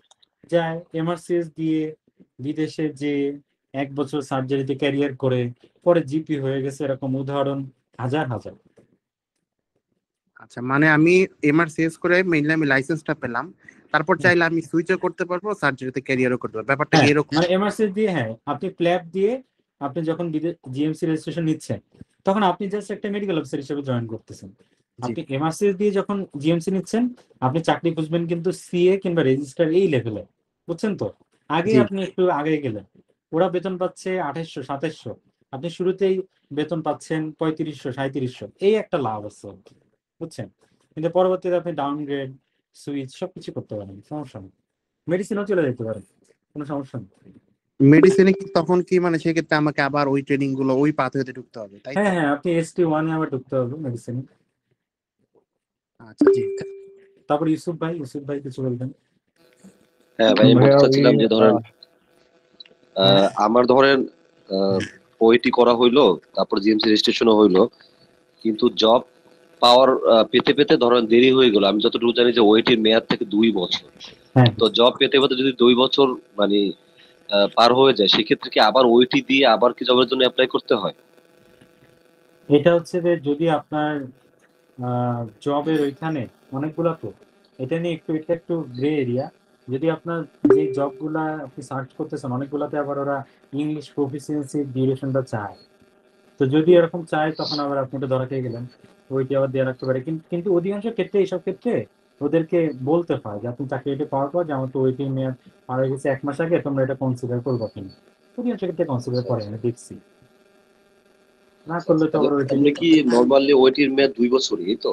2 বছর। হ্যাঁ, আচ্ছা, ঠিক আছে। ঠিক আছে ভাইয়া, থ্যাংক ইউ। প্রীতম ভাই কিছু বলবেন? প্রীতম পল, তারপর অর্পণ পিয়াস ভাই। হ্যাঁ হ্যাঁ হ্যাঁ ভাইয়া, আমি একটা কোশ্চেন ছিল। তো আমি হচ্ছে এমআরসিএস দিয়ে তারপর ওইখানে গিয়ে কি অ্যানেস্থেশিয়াতে সুইচ করার কোনো অপশন আছে? আছে, অবভিয়াসলি আছে। ওই যে বললাম যে মানুষজন তো এমআরসিএস দিয়ে জিপি হয়, অনেক কিছুই হয়। সো এটার জন্য কি আমার ওইখানে আবার আবার হচ্ছে কোনো কিছুতে অ্যাপ্লাই করতে হবে, কোনো পরীক্ষা দিতে ওই যে হবে? ওদের এখানে যে আপনি যখন ওদের অ্যানাস্থেশিয়ার যে ট্রেনিং হ্যাঁ। এর জন্য তখন ওইটার জন্য অ্যাপ্লাই করতে হবে। ও, ঠিক আছে, জি ভাই। ওকে। রঞ্জন সরকার ভাই। জি ভাই, আসসালামু আলাইকুম ভাই। ওয়ালাইকুম আসসালাম ভাই। ভাই, আমার 3টা কোশ্চেন ছিল আর কি। একটা বলেন হচ্ছে ভাই। ওই যে আপনারা যে এটা দিয়েছেন, আমরা তো ভাই অনেকে অনলাইনে করতে পারবো না, সেক্ষেত্রে তো ড্রাইভে দিবেন আপ করবেন। হ্যাঁ, তো ভাই ওইটা কি ওই দিন, ধরেন কালকের যে ক্লাসটা, ওইটা কি ওই দিনই আপ করা হবে নাকি 1-2 দিন পরে দেওয়া হবে? নর্মালি যেটা হয় যে আমরা ক্লাস শেষ করার পরই আমি চেষ্টা করি ওই দেখা যাচ্ছে ক্লাস শেষ হইলো 11:30 12টার দিকে, তো আমি তখনই আপলোড করি। কিন্তু অনেক সময় হয় যে আমাদের এই যে আমরা গুগল মিটে যে ক্লাসটা নিচ্ছি, এটা জি কিন্তু জি অটোমেটিক্যালি গুগল এটা রেকর্ড করে ওদের গুগল ড্রাইভে অটোমেটিক্যালি আপলোড করে। তো গুগল যদি সময় নেয় তখন এই ভিডিওটা আপনার অ্যাভেলেবল হয়ে, যেমন এটা হচ্ছে পরের দিন সকালে যে পাচ্ছেন, 2-3 দিন লেট কোনোদিনই হবে না, হয় ওই রাত আচ্ছা। থেকে পাবেন কিংবা পরের দিন সকালে। আর এই আর ভিডিওগুলো ভাই থাকবে শুধু গুগল ড্রাইভে, এখান থেকে আপনাকে স্ট্রিম করে দেখে নিতে হবে, মানে ইউটিউব টাইপের একটা ফিল পাবেন আপনারা। এটা কিন্তু বুঝতে ফেসবুকে পারছি। আমরা দিই না। এটা অবভিয়াসলি মানে এখানে আর কপিরাইট ইস্যু তো আছে, কেউ চাইলে ডাউনলোড করে নিয়ে অন্যান্য জায়গায় বেচতে পারে। অবভিয়াসলি আপনারা তো বুঝে নিবে এটা পেইড কোর্স, জি ভাই, এই জন্য আমরা এমন জি। করে মিডিয়াতে এটা দিই না যেটা মানে কপিরাইট করা সম্ভব হয়। আর ভাই প্রত্যেকটা ক্লাসের পরে তো এক্সাম হবে বলছিলেন। হ্যাঁ, টপিকের পর, ক্লাসের পরে জি, না, টপিকের টপিকের পর। পরে এক্সাম হবে। বা হ্যাঁ, এক্সামটা কি মানে আসলে ওইটা কি আলাদা কোনো শিডিউল দেওয়া হবে, না ওইটা ক্লাসে বলে দেওয়া হবে? যেমন কালকে ওইটা একটা হচ্ছে যে ক্লাস। পরের টপিক শুরু করার আগের দিন আমরা ধরেন আপনার 27 তারিখ সাপোজ অ্যাবডোমেন হুম। শেষ সাপোজ, এবার 1 তারিখে হচ্ছে যে আপনার ধরেন আপার লিম্ব, ঠিক আছে? 31 তারিখ বিকাল কিংবা সন্ধ্যার দিকে আপনারা ওই ক্লাসের ওই আমরা এক্সামের যে লিঙ্কটা এটা দিয়ে দিব। তো মানে ওইটা হচ্ছে ভাই আপনারা মানে একটা টপিক শেষ করার পরে, যেমন অ্যাবডোমেন হ্যাঁ 1 2 শেষ করার পরে দেন পরীক্ষা, নাকি অ্যাবডোমেন হ্যাঁ 1 শেষ করার অ্যাবডোমেন পরে? 1 2 শেষ করার পর টপিক শেষ করার পর। আচ্ছা ভাই। আর ভাই মানে একটা মানে শুনছি, আমি এটা শিওর না আসলে, যে স্পাউস ভিসার যে বিষয়টা, এটা আসলে ভাই এখন কি এটা মানে এখন আছে কিনা, বা স্পাউস ভিসা হ্যাঁ হ্যাঁ, এটা স্পাউস কোনো সমস্যা নেই, স্পাউস একদম বিন্দাস, আচ্ছা, স্পাউস জি। একদম ফ্রম দ্য ডে ওয়ান। আপনি যদি প্রথম দিন যেদিন ইউকে যাবেন সেদিন বোর্ডে নিয়ে যাবেন, একা একা না যাওয়ার কোনো ওইটা প্রশ্ন মানে আসে না। এখনো আছে কিনা এটা জানি না, একটু এখনো শুনছিলাম আছে, যে এখনো আছে। যে এটা তুই মানে ইয়ে করে উইথড্র না করছে কিনা। ওইটা আচ্ছা, যেটা নিয়ে প্রবলেম এটা জি হচ্ছে ভাই। অনেকে আছে না যে ওই যে প্ল্যাব কিংবা এমআরসিস হচ্ছে না, তখন তারা এমএস করতে যায় স্টুডেন্ট হিসাবে, জানে অনেকে যে নন জি ক্লিনিক্যাল হ্যাঁ সাবজেক্টে ভার্সিটির স্টুডেন্ট হিসাবে যায়, হ্যাঁ ভাই, ওই হ্যাঁ হ্যাঁ। পার্টিদের ওরা হচ্ছে ধরা খেয়েছে, এটা ওদের আচ্ছা। স্পাউস ভিসাতে প্রবলেম করতেছে। কিন্তু আপনি যদি ডাক্তার হিসাবে আপনি যদি ওই যে স্কিল্ড ভিসাতে যান, হুম হুম, জি ওরা ভাই। যখন ওই স্কিল ভিসাতে স্পাউস কোনো প্রবলেম, এটাতে আপনি from the day one, okay, thank you. ঠিক আছে? কিন্তু বাবা মা কি কিন্তু নেওয়া যায় না, না বুঝছেন? এটা তো নেওয়া যায় না, জি ভাই, এটা হ্যাঁ, জানি। বাবা মাকে নিতে হইলে ওই বাবা মায়ের ট্যুরিস্ট ভিসা করতে হবে। বাবা মা 6 মাস ধরে আপনার সাথে থাকলো, আবার তারা 3 মাসের জন্য আবার একটু দেশে আসবে, আবার আপনি 6 মানে মাসের জন্য ভিজিট নিয়ে পেলেন। ভিজিট টাইপের হ্যাঁ আর কি। হ্যাঁ হ্যাঁ, ওই টাইপের ওকে এরকম। ওকে ভাই, থ্যাংক ইউ। ওকে, তারপর মাসুদ ভাই, মাসুদ বিন মুকিব ভাই। ভাইয়া ওই ক্লিনিক্যাল পাথওয়ে আর ওই টিচিং পাথওয়ে এই দুটা সম্পর্কে যদি একটু বলতেন। মানে আমি তো যাওয়ার পরে কি আমি টিচিং পাথওয়েতে চলে যেতে পারবো? টোটালি জাস্ট আমি পড়াশোনা এবং প্রফেসর ওইসব রিলেটেড থাকলাম, আমি ক্লিনিক্যাল সাইডে আসতে চাচ্ছি না, মানে এমআরসিএস করার পরে। আচ্ছা, এরকম কি এখানে কোনো অপশন কিন্তু আছে? একটা ভেজাল আছে। হ্যাঁ, মানে আপনি যদি আপনার অলওয়েজ আপনি যে থাকবেন ইউকেতে, এটা তো আপনি নির্ভর করতেছে আপনার ভিসার উপর। তো আপনি ধরেন এমআরসিএস দিয়ে যখন ডাক্তার হিসেবে যাচ্ছেন, আপনি স্কিল ভিসাতে যাচ্ছেন, তো আপনি ধরেন গেলেন পরে হাসপাতালে চাকরি করলেন না, তখন তো আপনার ওই ভিসাটা চলে যাবে। তো এরপরে আপনাকে আপনি যদি একটা ভার্সিটি টিচার হিসেবে লেকচার হিসেবে থাকতে চান, তখন কিন্তু আবার ওদের কাছে অ্যাপ্লাই করতে হবে যে তোমরা আমাকে আবার তোমাদের আলাদা ভিসা দাও, তো ওই হিসাবে তখন থাকতে হবে। আর ধরেন আপনি ডাক্তার হিসেবে কাজ করলেন স্কিল ভিসাতে, নর্মালি যেটা হয় যে স্টিল নাও ওদের ইমিগ্রেশন পলিসি হচ্ছে এরকম, ডাক্তার হিসেবে গেলে 5 বছর এনএইচএস এ চাকরি করলে ওরা পিআর দেয়, পার্মানেন্ট রেসিডেন্সি দেয় 5 বছরের মাথায়। আর তার 1 বছর মানে 6 বছরের মাথায় ব্রিটিশ সিটিজেনশিপ পাওয়া যায়, যদি আপনি বড় ধরনের কোনো ভেজাল টেজাল না করে থাকেন, কোনো চুরি ডাকাতি এগুলা ইত্যাদি না করে থাকেন। তো আপনি যখন সিটিজেনশিপটা পেয়ে যাচ্ছেন, তখন তো আর ভেজাল নাই, তখন তো আপনি ডাক্তারি বাদ দিয়ে তখন মুদির দোকানদারি করলেও কোনো সমস্যা নেই। কিন্তু যতদিন আপনি ভিসার উপর ডিপেন্ডেন্ট, ততদিন পর্যন্ত আপনাকে তো কিছু না কিছু করতে হবে।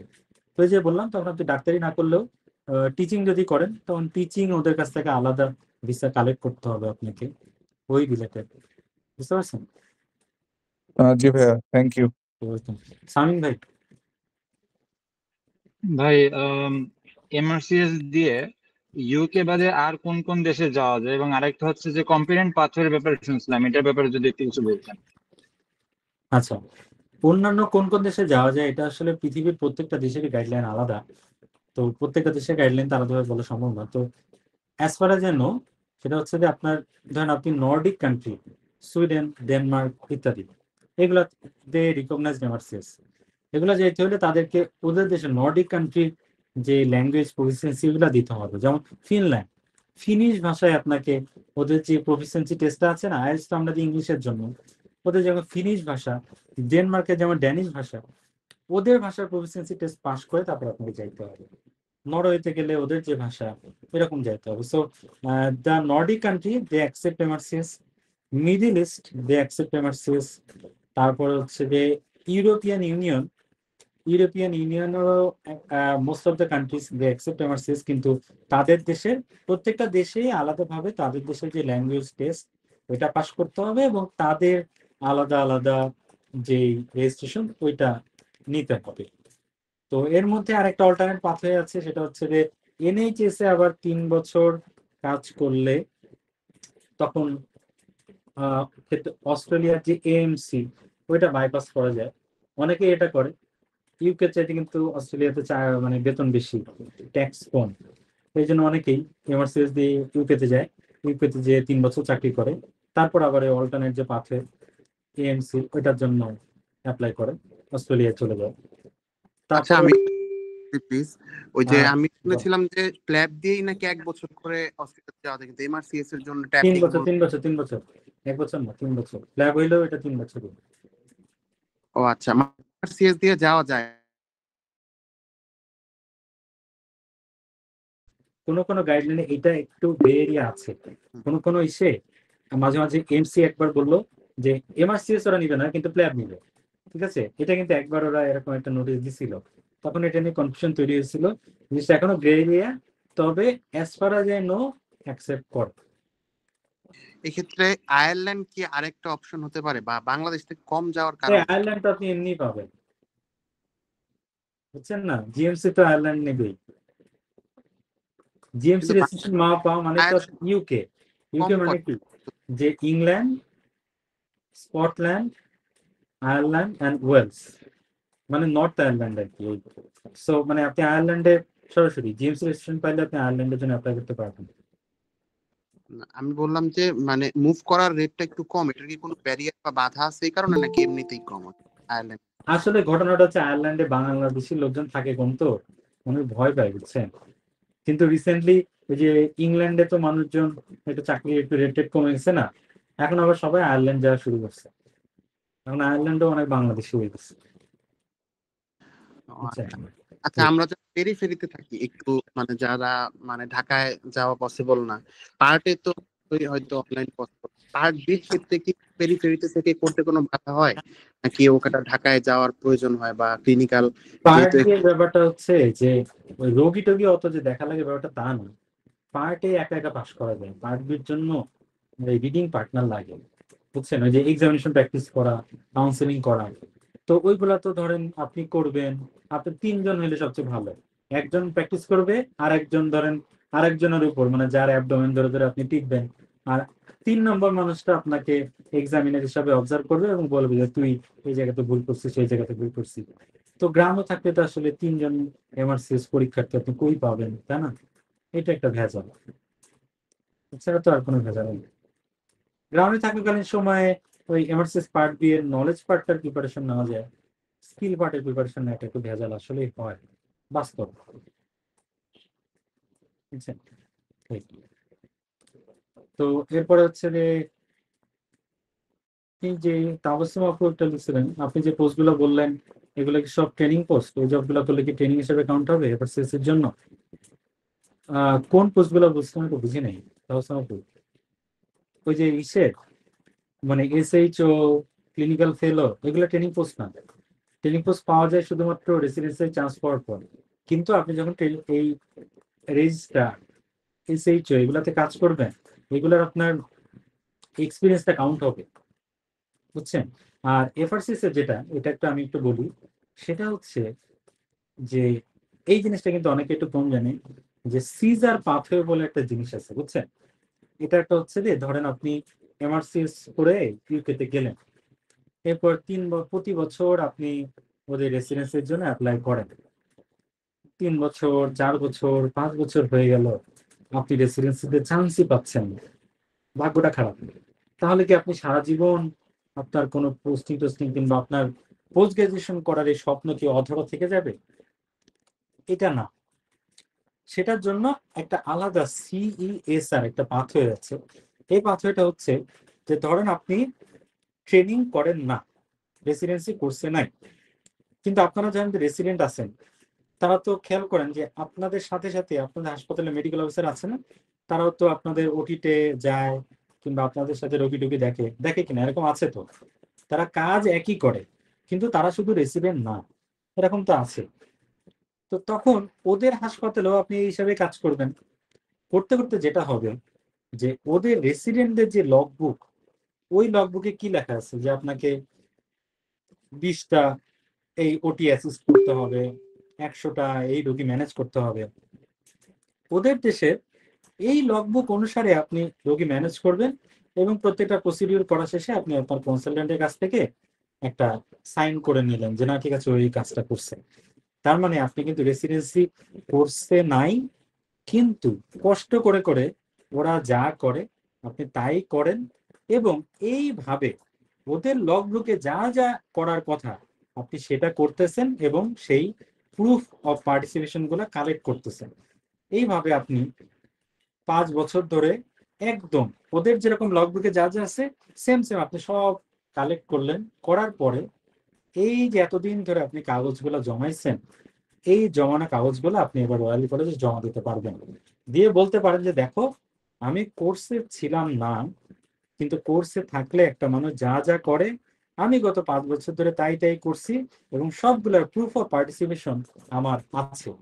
এখন আমি, তোমরা যদি মনে করো এবং আমার যেহেতু আছে, আমাকে তোমরা FRCS ডিগ্রিটা দিতে পারো। এইটাকে বলে CESR কিংবা সিজার পাথওয়ে।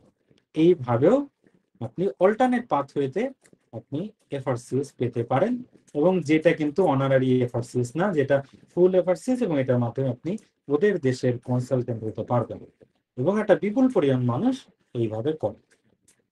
ক্লিয়ার আছে? তারপরে হচ্ছে যে ফয়সাল ভাই বলছিলেন ইউনিভার্সিটি টোটাল কস্ট কত? ওই যে 607 প্লাস 1099 পাউন্ড, এটাই তো টোটাল। এবং এটাকে তাহলে আপনারা পাউন্ডের রেট হিসেবে ভাগ করেন। এখনকার হিসাবে আজকে গতকালকে যেটা রেট দেখলাম যে কত 159 কি 156 টাকা পাউন্ড হিসাবে মনে চলতেছে, তাহলে 607 ইন্টু 156, তাহলে পেপার এ সরি এমআরসিস পার্ট এ আসতেছে 94,000 টাকা, আর এমআরসিস পার্ট বি আসতেছে হচ্ছে আপনার 1,70,000 টাকা। এই টোটাল তাহলে দুইটা মিলে কত আসতেছে? 2,67,000 টাকা। অর্থোপেডিক্সের ডিমান্ড কেমন ভাই? কিসের ডিমান্ড এটা আমি বুঝি না। সাদিক ভাই কোথায়? ও রেসিডেন্সিতে নাকি? আমি বুঝি না। আর পীযুষ ভাই হাত তুলছিল ও ইউকেতে ডিমান্ড অনেক, আবার সিটও অনেক। তো আমার তো 2 বছর জুনিয়র, ও হচ্ছে যে আমার সাথে এমআরসিএস পাস করছে। তো তারপরে ও তো গত 2 বছর ধরে ইউকে এই অর্থোপেডিক্স এর কিসের জন্য অ্যাপ্লাই করতেছে। গত 2 বছরে শর্ট লিস্টেড, লং লিস্টেড ঢুকছিল, শর্ট লিস্টে যে ধরা গেছে ওটা এবার আশাবাদী যে এবার হয়তো ঢুকে যেতে পারবে, এরকম আর কি জিনিসটা। ওই ধরেন লিভারপুল মেডিকেল কলেজ থেকে পাশ করা লোকের জন্য যতটা কঠিন আপনার জন্য ততটাই কঠিন। এটা নিয়ে মানে কোনো ইয়ে নাই, বৈষম্য বিরোধী আন্দোলন আর কি। বুঝতে পারছেন? পীযুষ ভাই কি বললেন? This is the last question. হ্যাঁ মানে 40-এ শেষ করার কথা ছিল, 51 বাজে। পীযুষ ভাইটা দিয়ে আমরা শেষ করে ফেলি, বলেন। আমি যে তখন ওই ফাঁকে কোশ্চেন করে ফেলছিলাম ওই যে ও আচ্ছা আচ্ছা আচ্ছা, ও তাহলে হাতটা নামাই দিলাম আর কি। হ্যাঁ ঠিক আছে। তো তাহলে আজকের সেশন আমাদের কিন্তু এখানেই শেষ। ঠিক আছে, সবাই আশা করি যে একটা ফ্রুটফুল ছিল, নাকি কি বলেন? হ্যাঁ ফ্রুটফুল তো ছিলই বোধহয়। চেষ্টা করছি আপনাদেরকে সবকিছু বোঝানো। তারপরে আগামী আচ্ছা বলেন তো দেখি, আমাদের কোর্সে না কিন্তু আমাদের আজকে ওই ফেসবুক এমআরসিএস পেজ থেকে ছিলেন এমন কি কেউ আছেন এখানে? হাত দিতে পারেন, তাহলে পরবর্তীতে আপনার যদি কোনো ইয়ে থাকে আপনারা দিতে পারেন। হ্যাঁ সমস্যা নেই।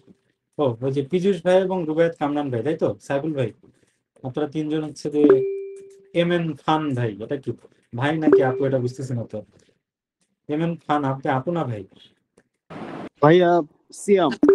ও সিয়াম ভাই, আচ্ছা আচ্ছা তারপর হচ্ছে প্রান্ত রিটার্নস ভাই, ঠিক আছে। তো তাহলে আপনারা তো যে ফেসবুক পেজ থেকে আসছিলেন, ঠিক আছে। তো আশা করা যায় যে আপনাদের লাভ হয়েছে নিশ্চয়ই, তাই না? অনেকগুলা অজানা কোশ্চেন টোশ্চেন আপনি আনসার পেয়েছেন।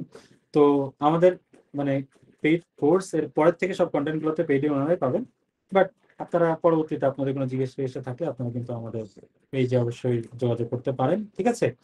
তো তাহলে সবাই সুস্থ থাকবেন, ভালো থাকবেন, শুভরাত্রি। আজকের মতো আমাদের ওরিয়েন্টেশন ক্লাস এখানেই শেষ। সবার জন্য শুভকামনা। আচ্ছা, আর বিফোর এন্ডিং দ্য ক্লাস আমাদের রেকর্ডিং এখানেই শেষ। তো রেকর্ড